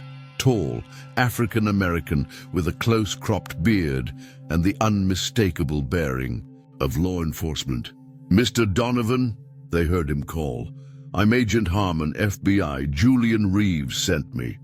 Frank didn't lower his shotgun. "Let's see some identification." The man produced a badge wallet, which Frank examined carefully before finally nodding and lowering. "His weapon." "They're inside," he said, gesturing toward the house. Olivia squeezed Marcus's hand. "This is it," she whispered. "Our chance to finally bring Clayton to justice." Agent Harmon entered the house, his shrewd eyes taking in the scene. The scattered papers, the laptop still open, the tired but determined faces of Marcus and Olivia. He extended his hand to each of them in turn. "Agent Derek Harmon, FBI Financial Crimes Division." He introduced himself formally. "I understand you have evidence of serious criminal activity by Clayton Pierce." Olivia stepped forward. "We have evidence of environmental crimes, financial fraud, bribery of public officials, and potentially murder." Harmon's eyebrows rose slightly, the only crack in his professional demeanor. "Murder is a serious accusation. My mother, Catherine Pierce, and her colleague Eleanor Weber," Olivia said firmly. "We have reason to believe Clayton was involved in both deaths." Harmon nodded, his expression grave. "Show me what you've found." As they presented the evidence to the federal agent, Marcus felt a sense of validation wash over him. Every risk they had taken, every moment of danger and uncertainty, had led to this moment. Catherine Pierce's final fight for justice was being carried forward, and whatever happened next, the truth would finally come to light. The hidden evidence was hidden no more. Agent Harmon spent over an hour methodically reviewing the evidence they had compiled, his expression growing increasingly grave as he progressed through the files. His fingers moved quickly over his own laptop, taking notes, marking documents, occasionally asking clarifying questions in a measured voice that revealed little of his thoughts. "This is compelling material," he finally said, looking up from The screen: financial fraud, environmental crimes, bribery of public officials, all documented meticulously. Catherine Pierce built a comprehensive case. Is it enough? Olivia asked, the tension of the past 24 hours evident in her voice. Enough to stop him? Harmon's dark eyes met hers directly. It's more than enough for me to secure search warrants for Pierce Financial Headquarters and all of Clayton's properties. The financial records alone justify a full investigation into securities fraud and embezzlement. A small wave of relief passed through the room, but Harmon quickly tempered it. However, connecting Clayton directly to the deaths of your mother and Eleanor Weber will be more challenging. The circumstantial evidence is strong, but proving murder, especially when one death was attributed to cancer and the other to an accident, requires more than suspicion. What about the surveillance photos? Marcus pressed. Clayton meeting with Catherine's doctor the day before her treatment plan changed drastically. It's suggestive, Harmon acknowledged, but not conclusive. We would need to flip the doctor, get him to testify that Pierce paid him to alter her treatment. And after all this time, he let the sentence hang. Olivia's shoulders slumped slightly, but her voice remained determined. The important thing is stopping the Riverport South development immediately. People are getting sick there. Children are being exposed to toxins every day. Harmon nodded grimly. On that front, I can move quickly. The environmental evidence justifies an emergency injunction. I'll make the calls as soon as we're done here. Frank, who had been standing by the window keeping watch, suddenly stiffened. We've got company, he said sharply. 2 vehicles coming fast, black SUV and a county sheriff's car. Everyone moved to the window. Sure enough, 2 vehicles were speeding down the lakeside road toward the house, leaving plumes of dust in their wake. Pierce's security and local law enforcement, Harmon said grimly, pulling out his phone. This complicates things. How did they find us? Marcus demanded. Harmon quickly dialed a number. This is Agent Harmon. I need immediate backup at 1457 Lakeshore Drive, Cedar County. Potential interference with a federal investigation. He listened briefly. Understood. ETA? Whatever the answer, it didn't please him. He put the phone away with a tight expression. Backup is at least 40 minutes out. We don't have 40 minutes, Frank observed dryly, watching the approaching vehicles. Those boys will be here in 2. Harmon made a quick decision. Mr. Wilson, Miss Pierce, gather the evidence. Everything goes with us. Mr. Donovan, is there another way out of here? The boat, Frank confirmed, down at the dock, but they'll see us trying to reach it. Not if they're distracted, Harmon said, pulling his FBI credentials from his jacket.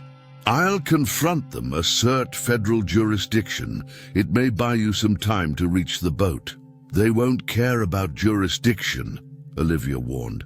Not if Clayton sent them. Maybe not, but they'll have to deal with me first, Harmon replied firmly. That's our best option. They moved quickly, shoving documents into backpacks, securing laptops and drives. Through the windows, they could see the vehicles skidding to a stop in front of the house. 4 men emerged from the SUV, Pierce's private security, dressed in dark suits and moving with military precision. From the sheriff's car, 2 deputies stepped out, hands resting on their holstered weapons. They're not here to arrest, Marcus observed grimly. They're here to collect. Go, Harmon ordered, moving toward the front door. Head for the boat. I'll handle this. Frank led them toward the back door. There's a path through those pines that leads to the dock. Stay low. Harmon stepped onto the porch, his FBI badge held high. Gentlemen, His voice carried clearly, authoritative and commanding. "I'm Special Agent Derek Harmon, Federal Bureau of Investigation. This property is now part of an active federal investigation. I'm going to have to ask you to leave immediately." From their position slipping out the back door, Marcus could hear one of the security men respond. "With all due respect, Agent, we have a warrant for the arrest of Marcus Wilson and Olivia Pierce, signed by Judge Ramsey of Cedar County. Any local warrants are now superseded by federal authority," Harmon replied smoothly. "If you have concerns, you can contact the FBI field office in Riverport. Now, I'll ask again. Please return to your vehicles." The lead security man stepped forward. "We have reason to believe you're harboring fugitives, Agent Harmon. We're authorized to search these premises." "Not without a federal warrant, you're not," Harmon countered, his stance widening slightly. "And I don't see one in your hand." As the confrontation continued, Marcus, Olivia, and Frank crept along the tree line toward the dock. The path was exposed in places, forcing them to move in short dashes between patches of cover. The shouting from the front of the house grew. "More heated." "They're not buying it," Frank muttered. "We need to move faster." They reached the small boathouse where Frank quickly untied the fishing boat and gestured for them to climb in. The old outboard motor looked ancient, weather-beaten. "Will this even start?" Marcus whispered doubtfully. "She ain't pretty, but she runs," Frank assured him, patting the motor affectionately. "Get in." As they settled into the boat, a shout from the house caught their attention. One of the security men had spotted them from a side window. "They're at the dock!" he yelled. Suddenly, the confrontation at the front of the house erupted into chaos. Through breaks in the trees, Marcus caught glimpses of a scuffle, Harmon being restrained by two deputies while Pierce's security men raced toward the dock. "Go, go," Marcus urged as Frank yanked the starter cord. The motor sputtered, coughed, then died. "Come on, you cantankerous old beast," Frank muttered, pulling the cord again with more force. The security men were halfway to the dock now, drawing weapons as they ran. Olivia clutched the backpack containing the evidence to her chest, her eyes wide with fear. "They're getting closer." Frank yanked the cord a third time, and the motor roared to life with a belch of blue smoke. He quickly shifted into reverse, backing the boat away from the dock just as the first security man reached it. "Stop right there!" the man shouted, aiming his weapon at them. "Cut the engine!" Frank ignored him, swinging the boat around and opening the throttle. The old motor responded with surprising power, propelling them away from the dock. A shot rang out, the bullet striking the water several feet from the boat. "Get down!" Marcus yelled, pulling Olivia below the gunwale. Frank hunched lower, but kept his hand steady on the tiller, guiding the boat toward the center of the lake. More shots followed, but they were moving targets now, and the growing distance made accuracy difficult. Soon they were well out of effective range, though Marcus could still see the men on the shore, some returning to their vehicles, likely planning to drive around the lake to intercept them. "What about Agent Harmon?" Olivia asked, her voice tight with concern. "They can detain him temporarily, but assaulting a federal agent is a serious crime," Frank replied, steering the boat toward the southern end of the lake. "Those deputies have just made the biggest mistake of their careers. They've gone from serving questionable warrants to interfering with a federal investigation. That won't end well for them." The boat skimmed across the lake, the shore receding behind them. Marcus kept watch for pursuit, but so far, no other boats had given chase. "Where are we heading?" he asked Frank. "River Creek," the old man replied, pointing ahead to where the lake narrowed into a wide, slow-moving stream. "It'll take us south." away from the main roads. There's a small marina about 10 miles downriver where you can catch a bus to Westfield. From there, you can reach the state line before Pierce's people can regroup. Olivia sat up, pushing her wind-tousled hair from her face. What about you, Frank? You've risked everything to help us. They'll come back for you. Frank smiled, the wrinkles around his eyes deepening. Don't you worry about me. I've got friends at the Department of Natural Resources who've been itching for a reason to investigate Pierce's lakefront developments. This is just the excuse they need. Besides, he added with a wink, I've been thinking about visiting my sister in Arizona. Might be a good time for an extended vacation. As they entered the creek, tall trees closed in on either side, their branches creating a natural canopy that would help conceal them from aerial observation. The water was calm, the current gentle but persistent, carrying them steadily southward. Marcus checked his watch, nearly noon. They had been awake for over 30 hours, running on adrenaline and Frank's strong coffee. Fatigue was setting in, but they couldn't risk stopping until they were well clear of Pierce's immediate reach. We should call Julian, Olivia said, pulling out the prepaid phone. Let him know what happened with Harmon. The call connected after several rings. Julian, it's Olivia. We're on the move again. Pierce's men found us, along with some compromised local police. Julian's voice was strained. Are you safe? What about Agent Harmon? We got away by boat, but Harmon was detained. He reviewed all the evidence first, though. He said it was enough for search warrants and an emergency injunction against the Riverport South development. That might be delayed now, Julian said grimly. Pierce is moving aggressively. He's called an emergency board meeting for tomorrow morning. I suspect he's going to try to liquidate assets and transfer funds before the federal investigation can freeze them. Olivia's grip on the phone tightened. We can't let that happen.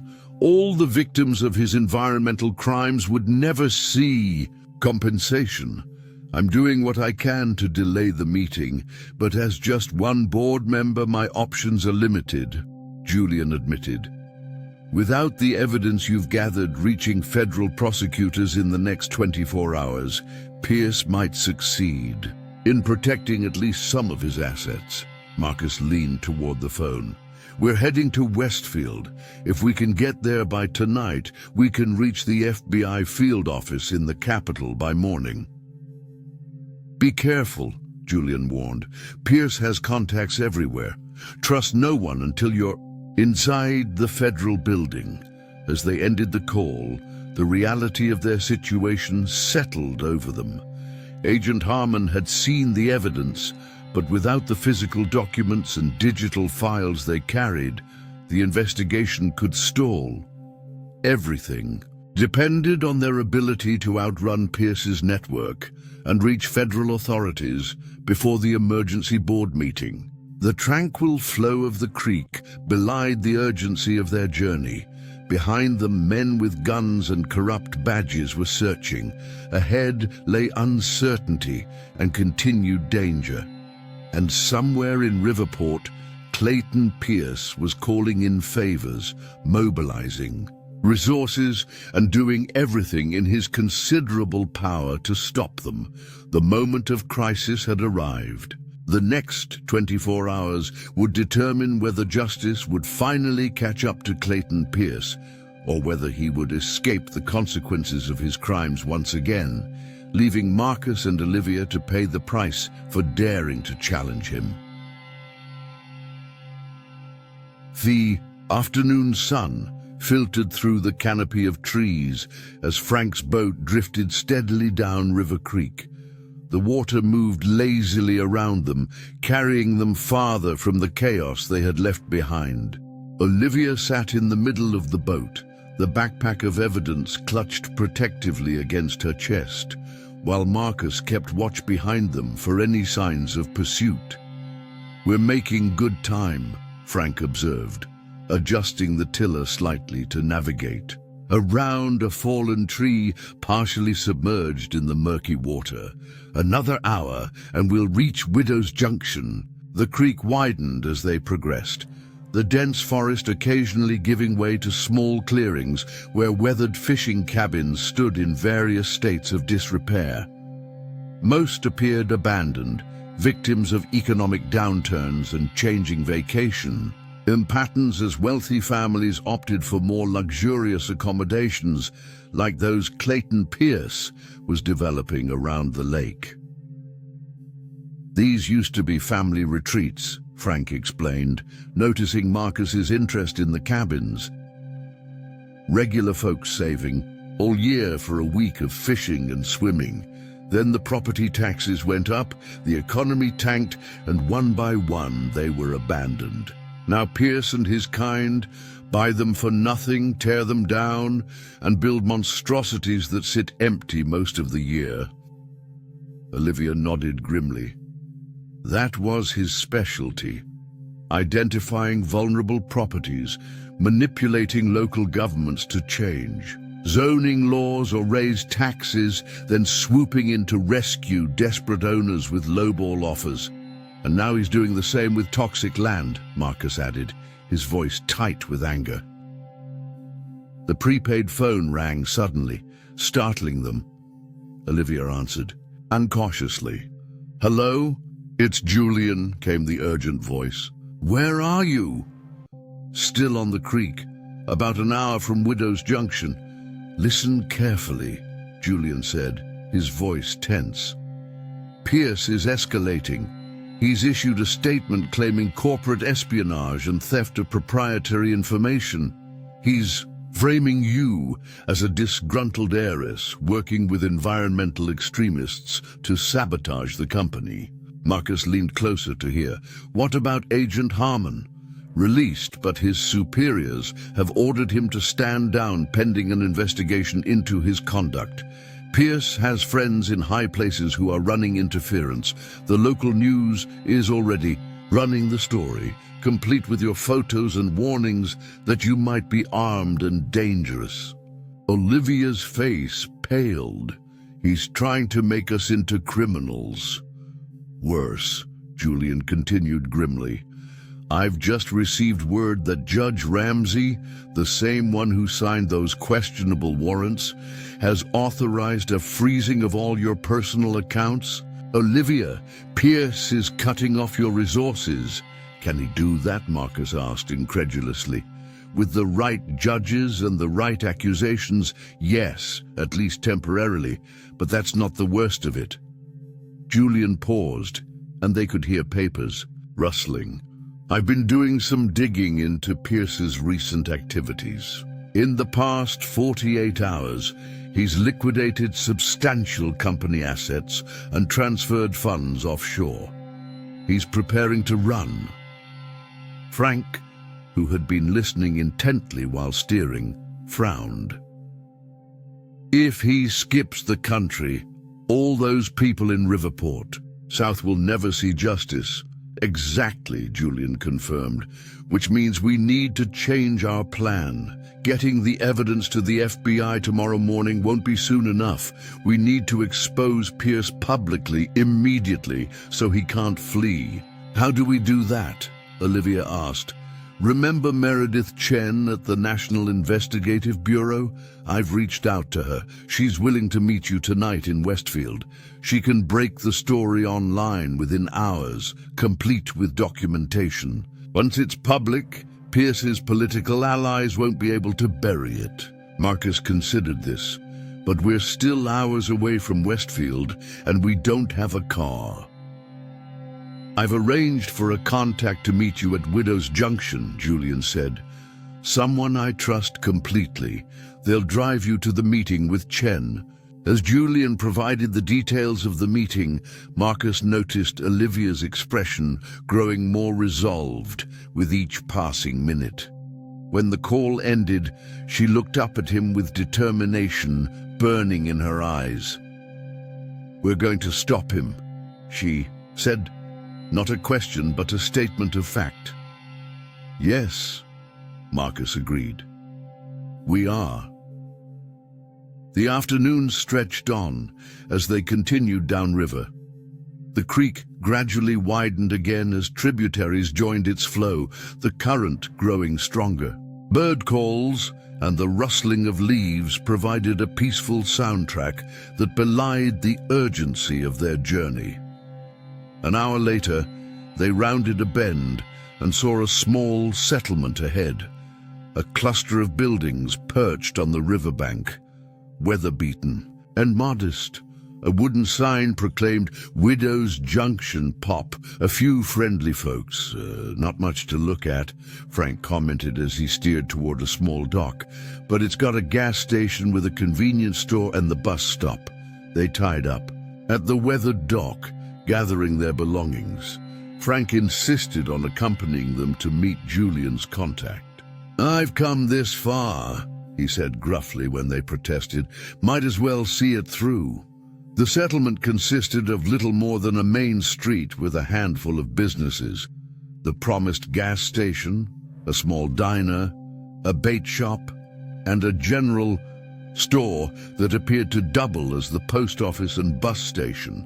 A few pickup trucks were parked along the street, but otherwise the place seemed deserted. Julian said his contact would be waiting at the diner, Olivia said, checking the prepaid phone for the time. A woman named Sarah Brooks. The bell above the diner door jingled as they entered. The interior was classic small-town America. Vinyl, booths, formica tables, and the smell of coffee and grease hanging in the air. Only 3 customers occupied the space, an elderly couple sharing a slice of pie, and a middle-aged woman sitting alone in a corner booth. A newspaper spread before her. The woman looked up as they entered, her eyes sharp and assessing. She folded her newspaper deliberately and nodded once. This must be Sarah. They approached her booth cautiously. "Sarah Brooks?" Olivia inquired softly.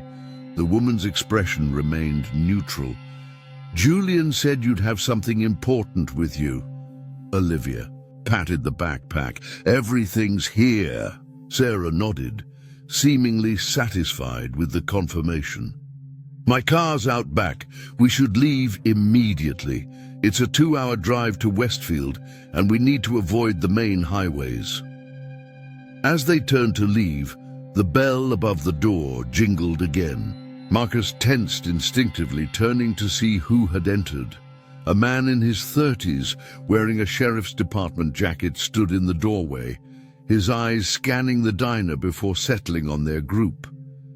Marcus felt his heart rate accelerate. Had they been tracked? Was their escape about to be cut short? The deputy approached them slowly, one hand resting casually near his holster. "Afternoon, folks," he said, his tone friendly, but his eyes watchful. "Don't recognize you from around here." Sarah stepped forward smoothly. "Just passing through, deputy. I'm showing my cousins from the city some of the local fishing spots." The deputy nodded, but his gaze lingered on Marcus and Olivia. "Funny thing.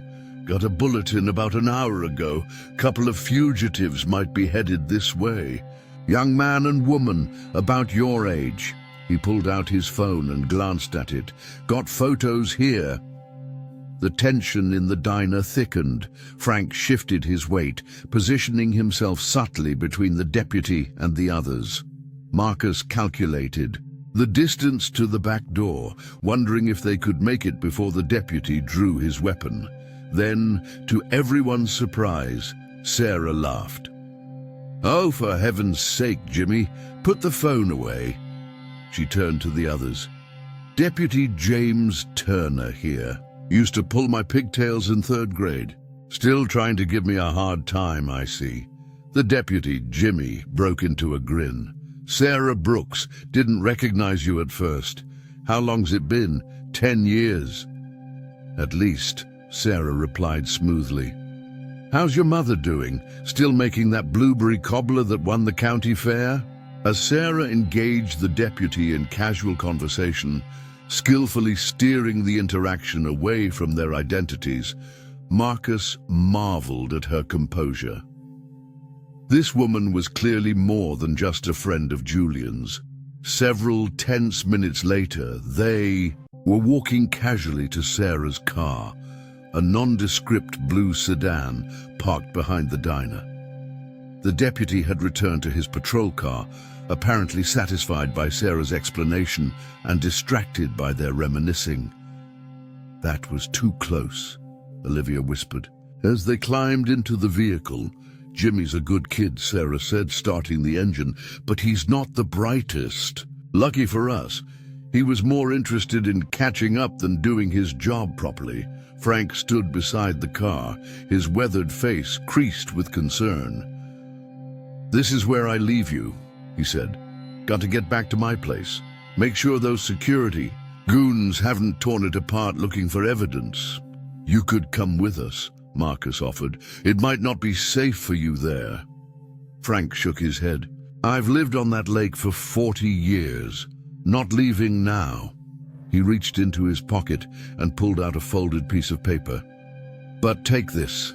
It's a signed statement about what I know regarding Eleanor Webber's environmental findings and the harassment she faced from Pierce's people. Might help your case." Olivia took the paper, tears welling in her eyes. "Thank you for everything." Frank waved away her gratitude. "Just doing what's right. Now get going, before that deputy starts thinking too hard about who you remind him of." With a final nod to Frank, Sarah put the car in drive and pulled away. In the rearview mirror, Marcus watched the old man's figure grow smaller. A solitary sentinel standing vigil as they carried the truth forward. "Are you really Julian's cousin?" Marcus asked Sarah as they left Widow's Junction behind, driving down a narrow country road.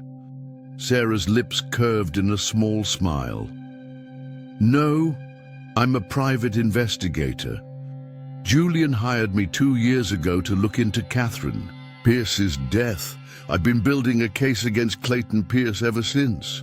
"You're the one who took those surveillance photos," Olivia realized. "The ones showing Clayton meeting with my mother's doctor," Sarah nodded. "Among others, I've documented dozens of meetings between Pierce and various officials, some legitimate, many not. But I never had access to the internal financial records or the original environmental studies. That's what you're bringing to the table." As Sarah drove, taking back roads and avoiding main thoroughfares, she explained her own investigation. She had tracked money movements, photographed clandestine meetings, and interviewed former employees who had been silenced with generous severance packages and ironclad NDAs. Pierce created a web of corruption so intricate that pulling on a single thread wasn't enough to unravel it, she explained. "We needed the full picture, the environmental crimes, the financial fraud, the personal corruption. Now, thanks to your mother's foresight and your courage, we have it all."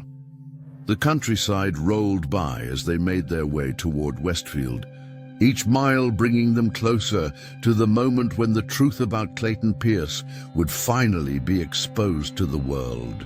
The evidence in Olivia's backpack, combined with Sarah's meticulous investigation, would ensure that no amount of political influence or legal maneuvering could save him.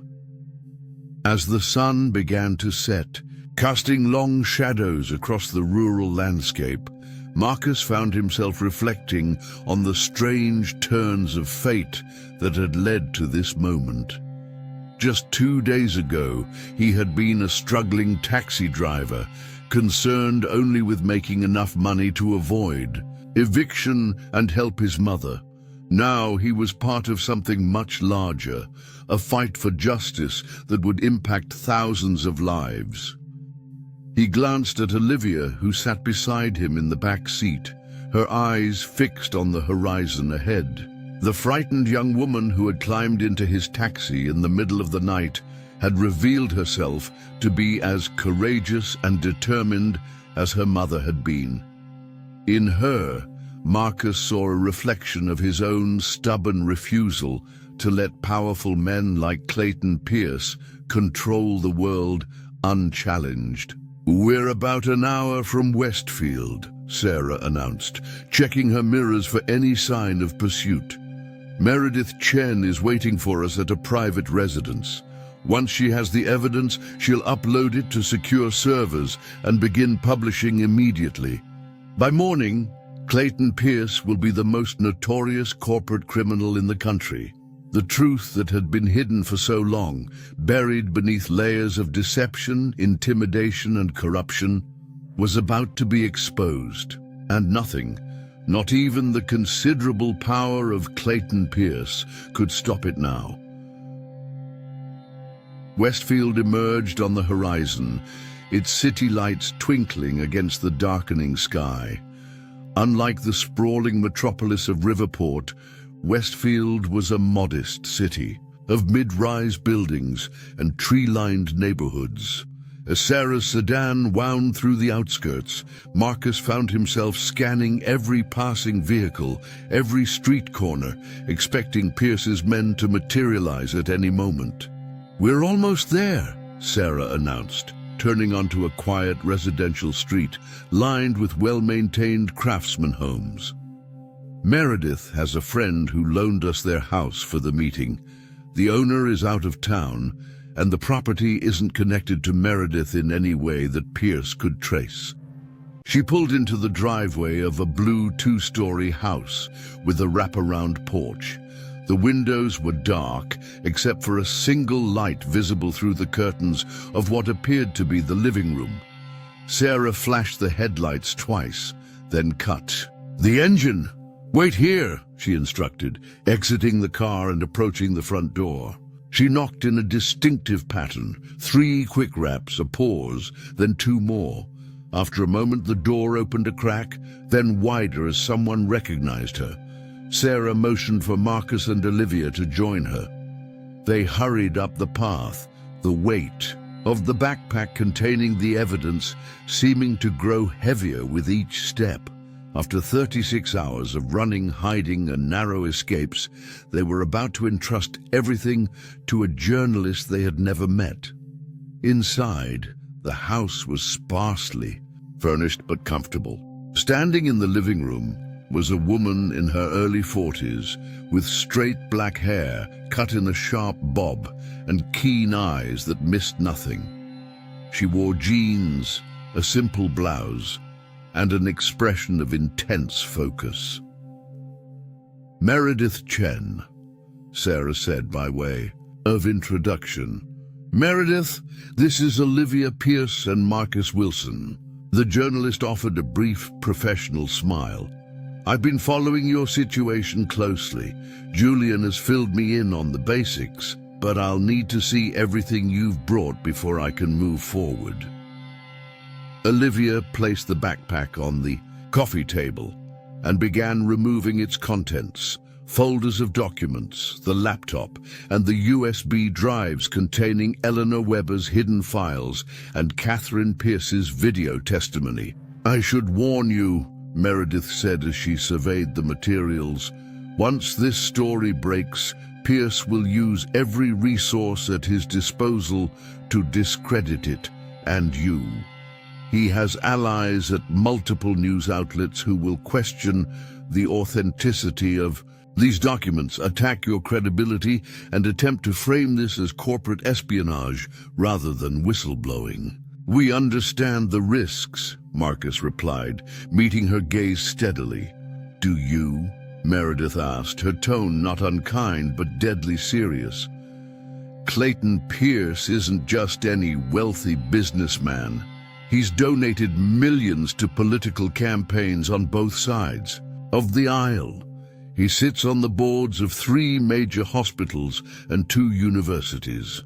The Riverport South development alone involves contracts with 12 construction companies employing thousands of workers. When we expose him, we're not just taking down one man, we're disrupting an entire ecosystem of power and money."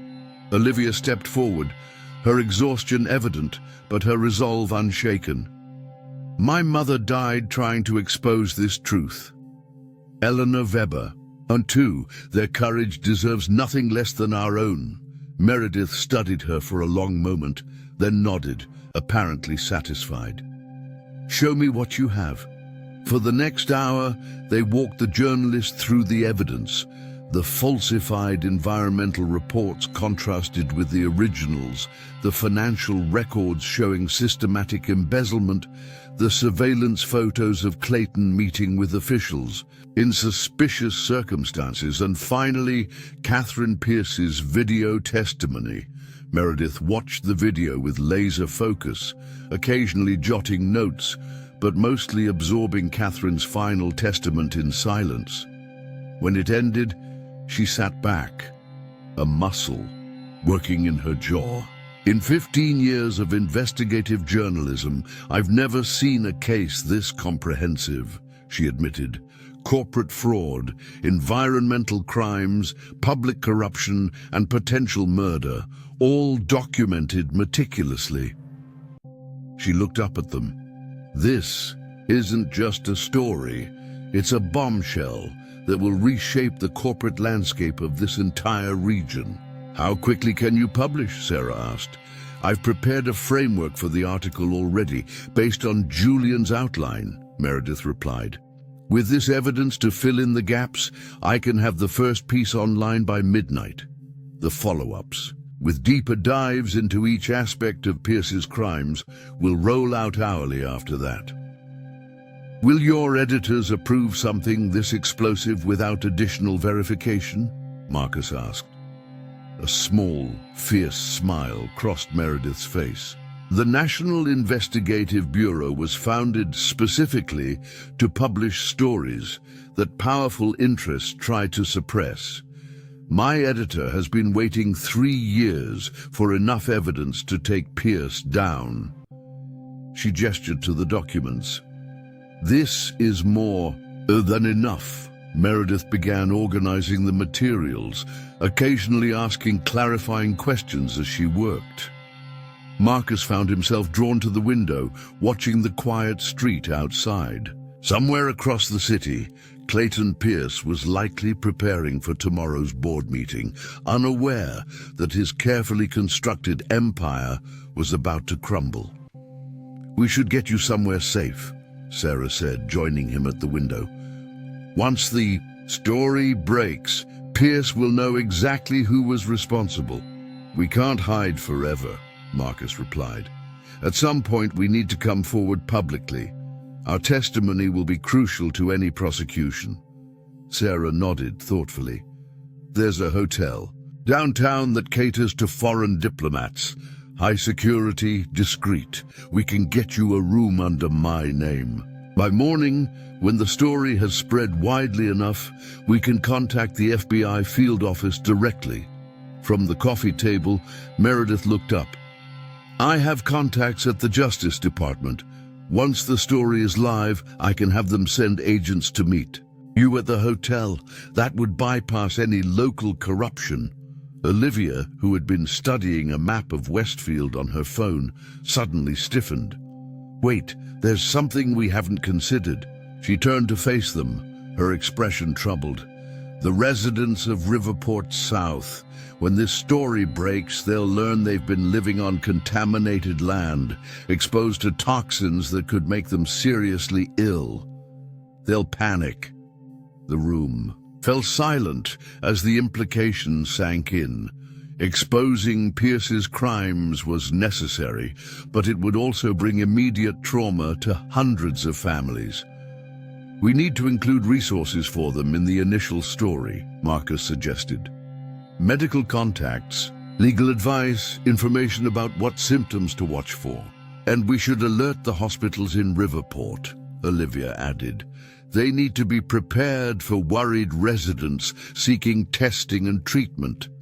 Meredith nodded approvingly. I can include that information, and the NIB has a support fund for people impacted by our investigations. We can direct it toward immediate assistance for the residents. As they worked out these additional details, a plan began to take shape for the hours and days ahead. Meredith would return to her office to finish and publish the exposé. Sarah would take Marcus and Olivia to the secure hotel, where they would await both public reaction and official response. By morning, Clayton Pierce's crimes would be known to the world. "There's one more thing," Meredith said, as she carefully packed the evidence into her own secure briefcase. "Once this story breaks, you'll both be in the public eye. Olivia, as Pierce's stepdaughter and rightful heir to Pierce Financial, you'll face particular scrutiny. The press will want interviews, statements. You should prepare for that." Olivia looked momentarily overwhelmed by this realization. She'd been so focused on exposing the truth that she hadn't fully considered the aftermath. "You don't have to face that alone," Marcus said quietly, moving to stand beside her. "Whatever comes next, we'll handle it together." The simple statement seemed to steady her. She nodded, squaring her shoulders. Pierce Financial employed thousands of people, most of whom had nothing to do with Clayton's crimes. Once he's removed, the company will need new leadership, someone who can rebuild it with integrity, make restitution to those who were harmed, and restore its original mission. "Your mother's mission," Sarah observed. "Yes," Olivia agreed. "My mother built Pierce Financial to develop communities that enhanced lives and protected the environment. Clayton perverted that vision. I intend to restore it." The quiet determination in her voice impressed them all. Here was a young woman who had fled for her life just 2 days ago, now preparing to step into a leadership role that would require extraordinary courage and commitment. As Meredith prepared to leave with the evidence, she paused at the door. "Julian was right about both of you," she said, looking between Marcus and Olivia. "It takes rare courage to stand against power like this. Whatever happens next, you've already succeeded where others failed. The truth will finally be told." With those words hanging in the air, she departed into the night, carrying with her the documentation of crimes that had remained hidden for too long. Sarah gathered her keys, gesturing toward the back door. "We should go too. The hotel is downtown, about 15 minutes from here. I've already called ahead to arrange the room." As they prepared to leave, Marcus noticed Olivia standing motionless in the center of the living room, her eyes distant. "What is it?" he asked softly, moving to her side. She looked up at him, a complex mixture of emotions playing across her face. 2 nights ago, I was trapped in a life I couldn't escape, about to sign away my birthright out of fear and isolation. Then I ran into your taxi and everything changed." A small, wondering smile touched her lips. "All because you decided to give a free ride to a stranger in trouble." Marcus hadn't thought of it that way, how a simple act of kindness had set in motion events that would topple a corrupt empire and potentially save countless lives. His decision to help Olivia, made in an exhausted moment of compassion, had been the first domino in a chain reaction leading to this moment of truth. "I'd do it again," he said simply, "even knowing everything that would follow." Sarah cleared her throat from the doorway. "Touching as this is, we really should move. Pierce's reach is long, and until that story breaks, we're still vulnerable." They followed her out the back door to where her car waited. As they drove through the nighttime streets of Westfield toward the downtown hotel, a palpable sense of anticipation filled the car. In just a few hours, the carefully guarded secrets of Clayton Pierce would be exposed to the harsh light of public scrutiny. Justice, so long delayed, was finally within reach. For Marcus Wilson, former taxi driver and now key player in one of the biggest corporate scandals in recent history, the journey that had begun with a simple act of kindness was approaching its climax. The truth was about to be exposed, and the world would never be the same. The Westfield Grand Hotel stood like a sentinel in the heart of downtown, its Art Deco facade illuminated by tasteful lighting that accentuated its historical significance.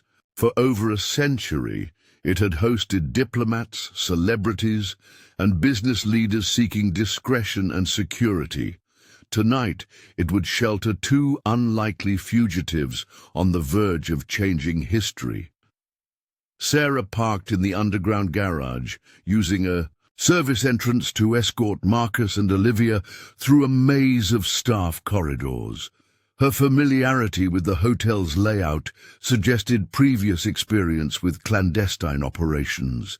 They emerged into a private elevator that required a key card to operate. "Suite 1214, Sarah said as they ascended. "It's on a secure floor with restricted access. The room is registered under my consulting firm's name, not connected to any of us personally." The suite was elegant yet understated, with a spacious living area, 2 bedrooms, and floor-to-ceiling windows offering a panoramic view of the city. Sarah immediately drew the heavy curtains and conducted a thorough sweep for surveillance devices, though she didn't expect to find any.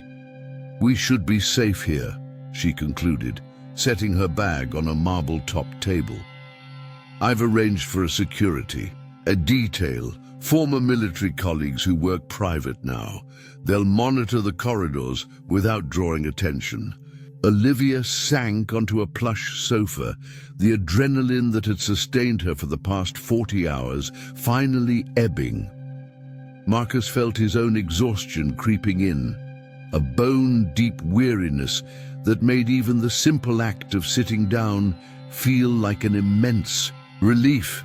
"Get some rest," Sarah advised, checking her watch. "It's nearly 10. Meredith's story should break in about 2 hours. I'll keep watch and wake you when it happens." Neither needed further encouragement. Marcus retreated to one bedroom, Olivia to the other. Despite his racing thoughts and the enormity of what was unfolding, Marcus fell into a deep sleep almost immediately, his body demanding respite after the prolonged stress and physical exertion. The gentle shake of Sarah's hand on his shoulder roused him what felt like moments later. "It's time," she said simply. "The story just dropped." Marcus glanced at the bedside clock, 12:07 a.m. He had slept for just under 2 hours, yet felt remarkably refreshed. The fog of exhaustion had lifted, replaced by keen anticipation. In the living room, Olivia was already awake, her hair damp from a quick shower, her eyes fixed on Sarah's laptop screen. The homepage of the National Investigative Bureau displayed a headline that took up half the screen. Exclusive. Pierce Financial CEO Clayton Pierce implicated in massive fraud, environmental crimes, and suspicious deaths. Beneath the headline, Catherine Pierce's photo appeared alongside Eleanor Weber's, both women smiling in happier times, unaware of the fates that awaited them. The subheadlines outlined the major components of the story: environmental tests falsified, Riverport South built on toxic land, hundreds of millions embezzled through offshore accounts. Evidence suggests CEO's involvement in suspicious deaths. Whistleblowers targeted, silenced. "It's happening," Olivia whispered, her voice a mixture of vindication and disbelief. "It's really happening." Sarah refreshed the page. "Look at the view counter, 20,000 already, and climbing by the second. Social media is exploding with shares." Marcus watched over Olivia's shoulder as she scrolled through Meredith's meticulously crafted exposé. The journalist had organized the evidence masterfully, presenting a clear narrative of Clayton Pierce's descent from ambitious businessman to corrupt criminal. Supporting documents were embedded throughout: financial records, environmental studies, surveillance. Photos, and most damning of all, video clips from Catherine Pierce's final testimony. Meredith included a special section for Riverport South residents, Marcus noted, pointing to a sidebar. Medical resources, legal contacts, instructions for testing their homes and seeking health care. Sarah's phone buzzed with incoming messages. My contacts in Riverport say local TV stations are breaking into regular programming to cover the story, she reported. And the FBI's field office just issued a statement confirming an active investigation into Pierce Financial. A notification popped up on the laptop. Meredith had published the first follow-up article, diving deeper into the environmental crimes.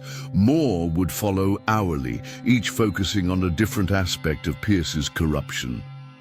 What about Clayton? Olivia asked, the question that had been hovering in all their minds. Any reaction from him yet? Sarah shook her head. Nothing public. My sources say there's unusual activity at his mansion. Cars coming and going, lights on throughout the building. He's definitely scrambling. He'll try to flee, Marcus predicted. He has the resources, connections, probably fake identities. Prepared. The airports and private airfields are being monitored, Sarah assured them. Meredith's Justice Department contacts made sure of that. Every exit is covered. They spent the next hour glued to the unfolding coverage. Major news networks picked up the story. Their reporters standing outside Pierce Financial headquarters, where, despite the late hour, lights blazed in the executive suites. Social media exploded with outrage, particularly from Riverport South. Residents who were just learning of the dangers lurking in their homes. Shortly after 1 a.m., Julian called. It's pandemonium, he reported, excitement edging his normally measured voice. Pierce Financial's stock is plummeting in overseas markets. The board members are all receiving subpoenas. Clayton's political allies are issuing statements distancing themselves from him. Have you heard from Agent Harmon? Marcus asked. Better than that, Julian replied. He's been reinstated and given control of the federal task force investigating Pierce. His superiors couldn't ignore the evidence once it became public. He's coordinating with the EPA, SEC, and FBI field offices right now. Olivia leaned toward the phone. What about the emergency board meeting Clayton scheduled? Cancelled. Several board members have already resigned to avoid being associated with the scandal. Others are cooperating with authorities in exchange for immunity.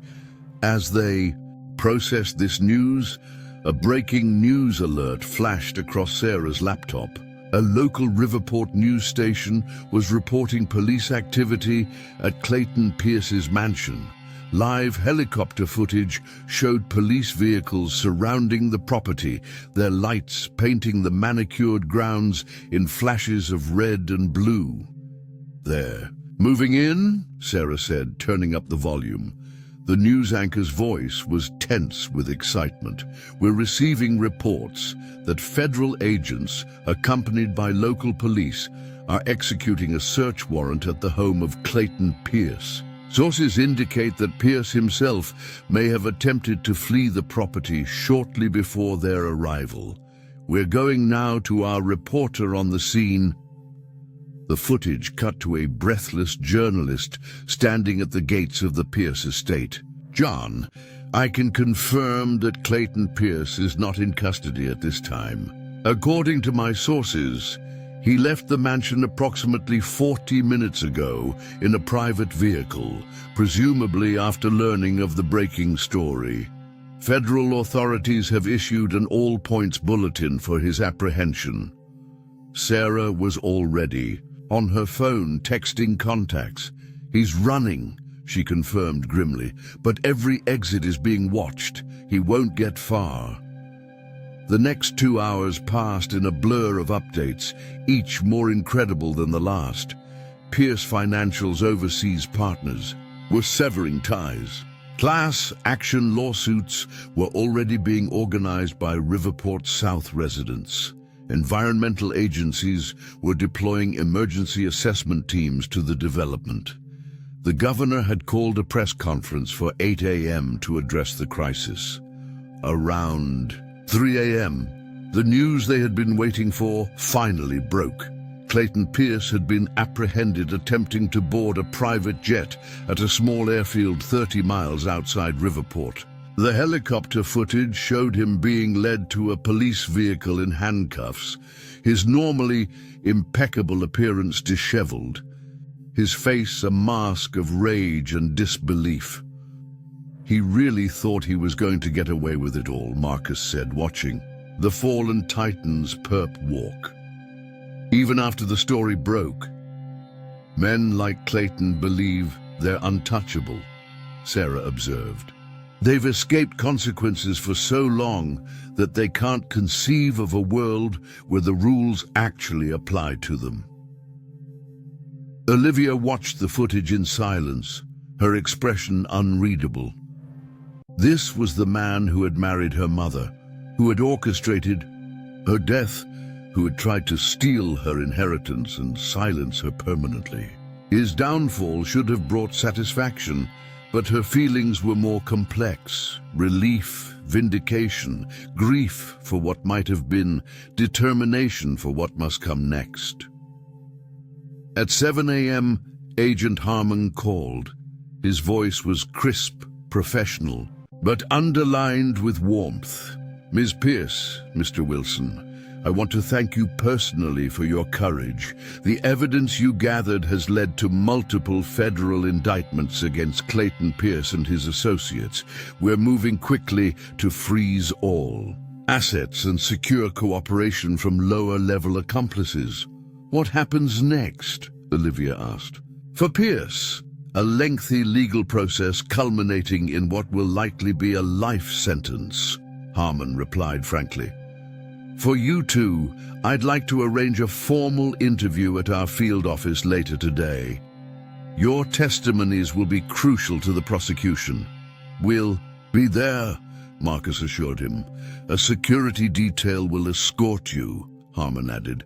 Pierce may be in custody, but he still has loyal associates who might wish to silence you. Until all co-conspirators are identified, we're taking no chances with your safety. After the call ended, Sarah stepped out to coordinate with Harmon's security team, leaving Marcus and Olivia alone for the first time since their desperate escape from the lake house. Sunlight was beginning to filter through a gap in the curtains, painting a golden stripe across the room. Olivia moved to the window and parted the drapes slightly, gazing out at the awakening city. What will you do now? Marcus asked, joining her at the window. She considered the question. Rebuild, transform, Pierce Financial back into what my mother intended it to be. Make restitution to everyone harmed by Clayton's actions. She turned to face him. What about you? Marcus hadn't thought beyond surviving and exposing the truth. The future, his future, was suddenly an open question. His taxi driving days were certainly over. Between the media attention and his role in bringing down a powerful figure like Pierce, anonymity was no longer possible. I don't know, he admitted. My life before all this seems like someone else's now. Olivia regarded him thoughtfully. Pierce Financial, or whatever it becomes, will need people with integrity, people who do the right thing even when it's difficult. A small smile touched her lips. People who give free rides to strangers in trouble. The implication was clear, and it took Marcus by surprise. Are you offering me a job? I'm suggesting a partnership, she clarified, in whatever comes next. You've shown courage, resourcefulness, and an unwavering moral compass, exactly what will be needed to rebuild from this scandal." Before Marcus could respond, Sarah returned to the suite, accompanied by two agents in suits who introduced themselves as their FBI escorts. It was time to leave the sanctuary of the hotel and step into the spotlight of public attention. As they prepared to depart, Olivia paused at the door.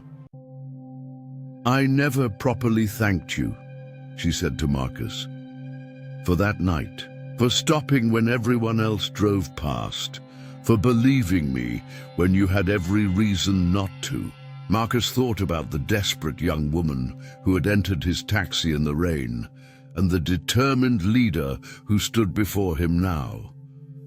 Both were facets of the same remarkable person, someone who, like him, had discovered untapped reservoirs of courage when faced with overwhelming adversity. "Sometimes," he replied, "the most important journeys begin with the simplest decisions." 3 months later, Marcus stood at the edge of a podium-filled stage, watching as Olivia addressed the assembled press corps. Behind her, the newly renamed Riverport Community Development Corporation's headquarters gleamed in the morning sun, its facade stripped of all references to the Pierce name. "Today marks not just a new chapter for our company, but a commitment to justice and restoration," Olivia was saying, her voice confident, her posture assured. "The Health Fund for Riverport South residents has been fully funded with $500 million from recovered assets. Remediation of the contaminated land is proceeding ahead of schedule, and our new housing development for displaced families will break ground next month on land that has been thoroughly tested and certified safe." In the front row, Marcus spotted Frank Donovan, the former park ranger whose lakeside home had provided crucial sanctuary during their flight. Beside him sat Julian Reeves, looking far more relaxed than when they had last seen him testifying before a grand jury. Sarah Brooks stood at the back of the room, ever watchful despite the decreased threat level since Clayton Pierce's indictment on 37 federal charges. The past 3 months had transformed all their lives. Marcus had become the director of community engagement for the renamed corporation, channeling his first-hand understanding of struggling families into programs that genuinely served the public good. His mother had been moved to a superior rehabilitation facility, her care fully covered by his new position. Olivia had emerged as a formidable business leader, committed to ethical development and environmental responsibility. The press, that had initially fixated on the scandal, now regularly featured her reforms as a model for corporate redemption. Clayton Pierce awaited trial from a federal detention center, his empire dismantled, his reputation destroyed, his wealth largely confiscated, to pay for the damage he had caused. Justice, so long deferred, had finally been served. As Olivia concluded her remarks and invited Marcus to join her at the podium to announce their latest initiative, he marveled at how a single decision, stopping for a soaked young woman on a rainy night, had altered the course of so many lives. His simple act of kindness, offered without expectation of reward, had set in motion a chain of events that toppled a corrupt empire and offered redemption to a community. The last fare he had ever taken as a taxi driver had indeed been his most important journey, one that hadn't ended when Olivia Pierce stepped into his cab, but had only just begun.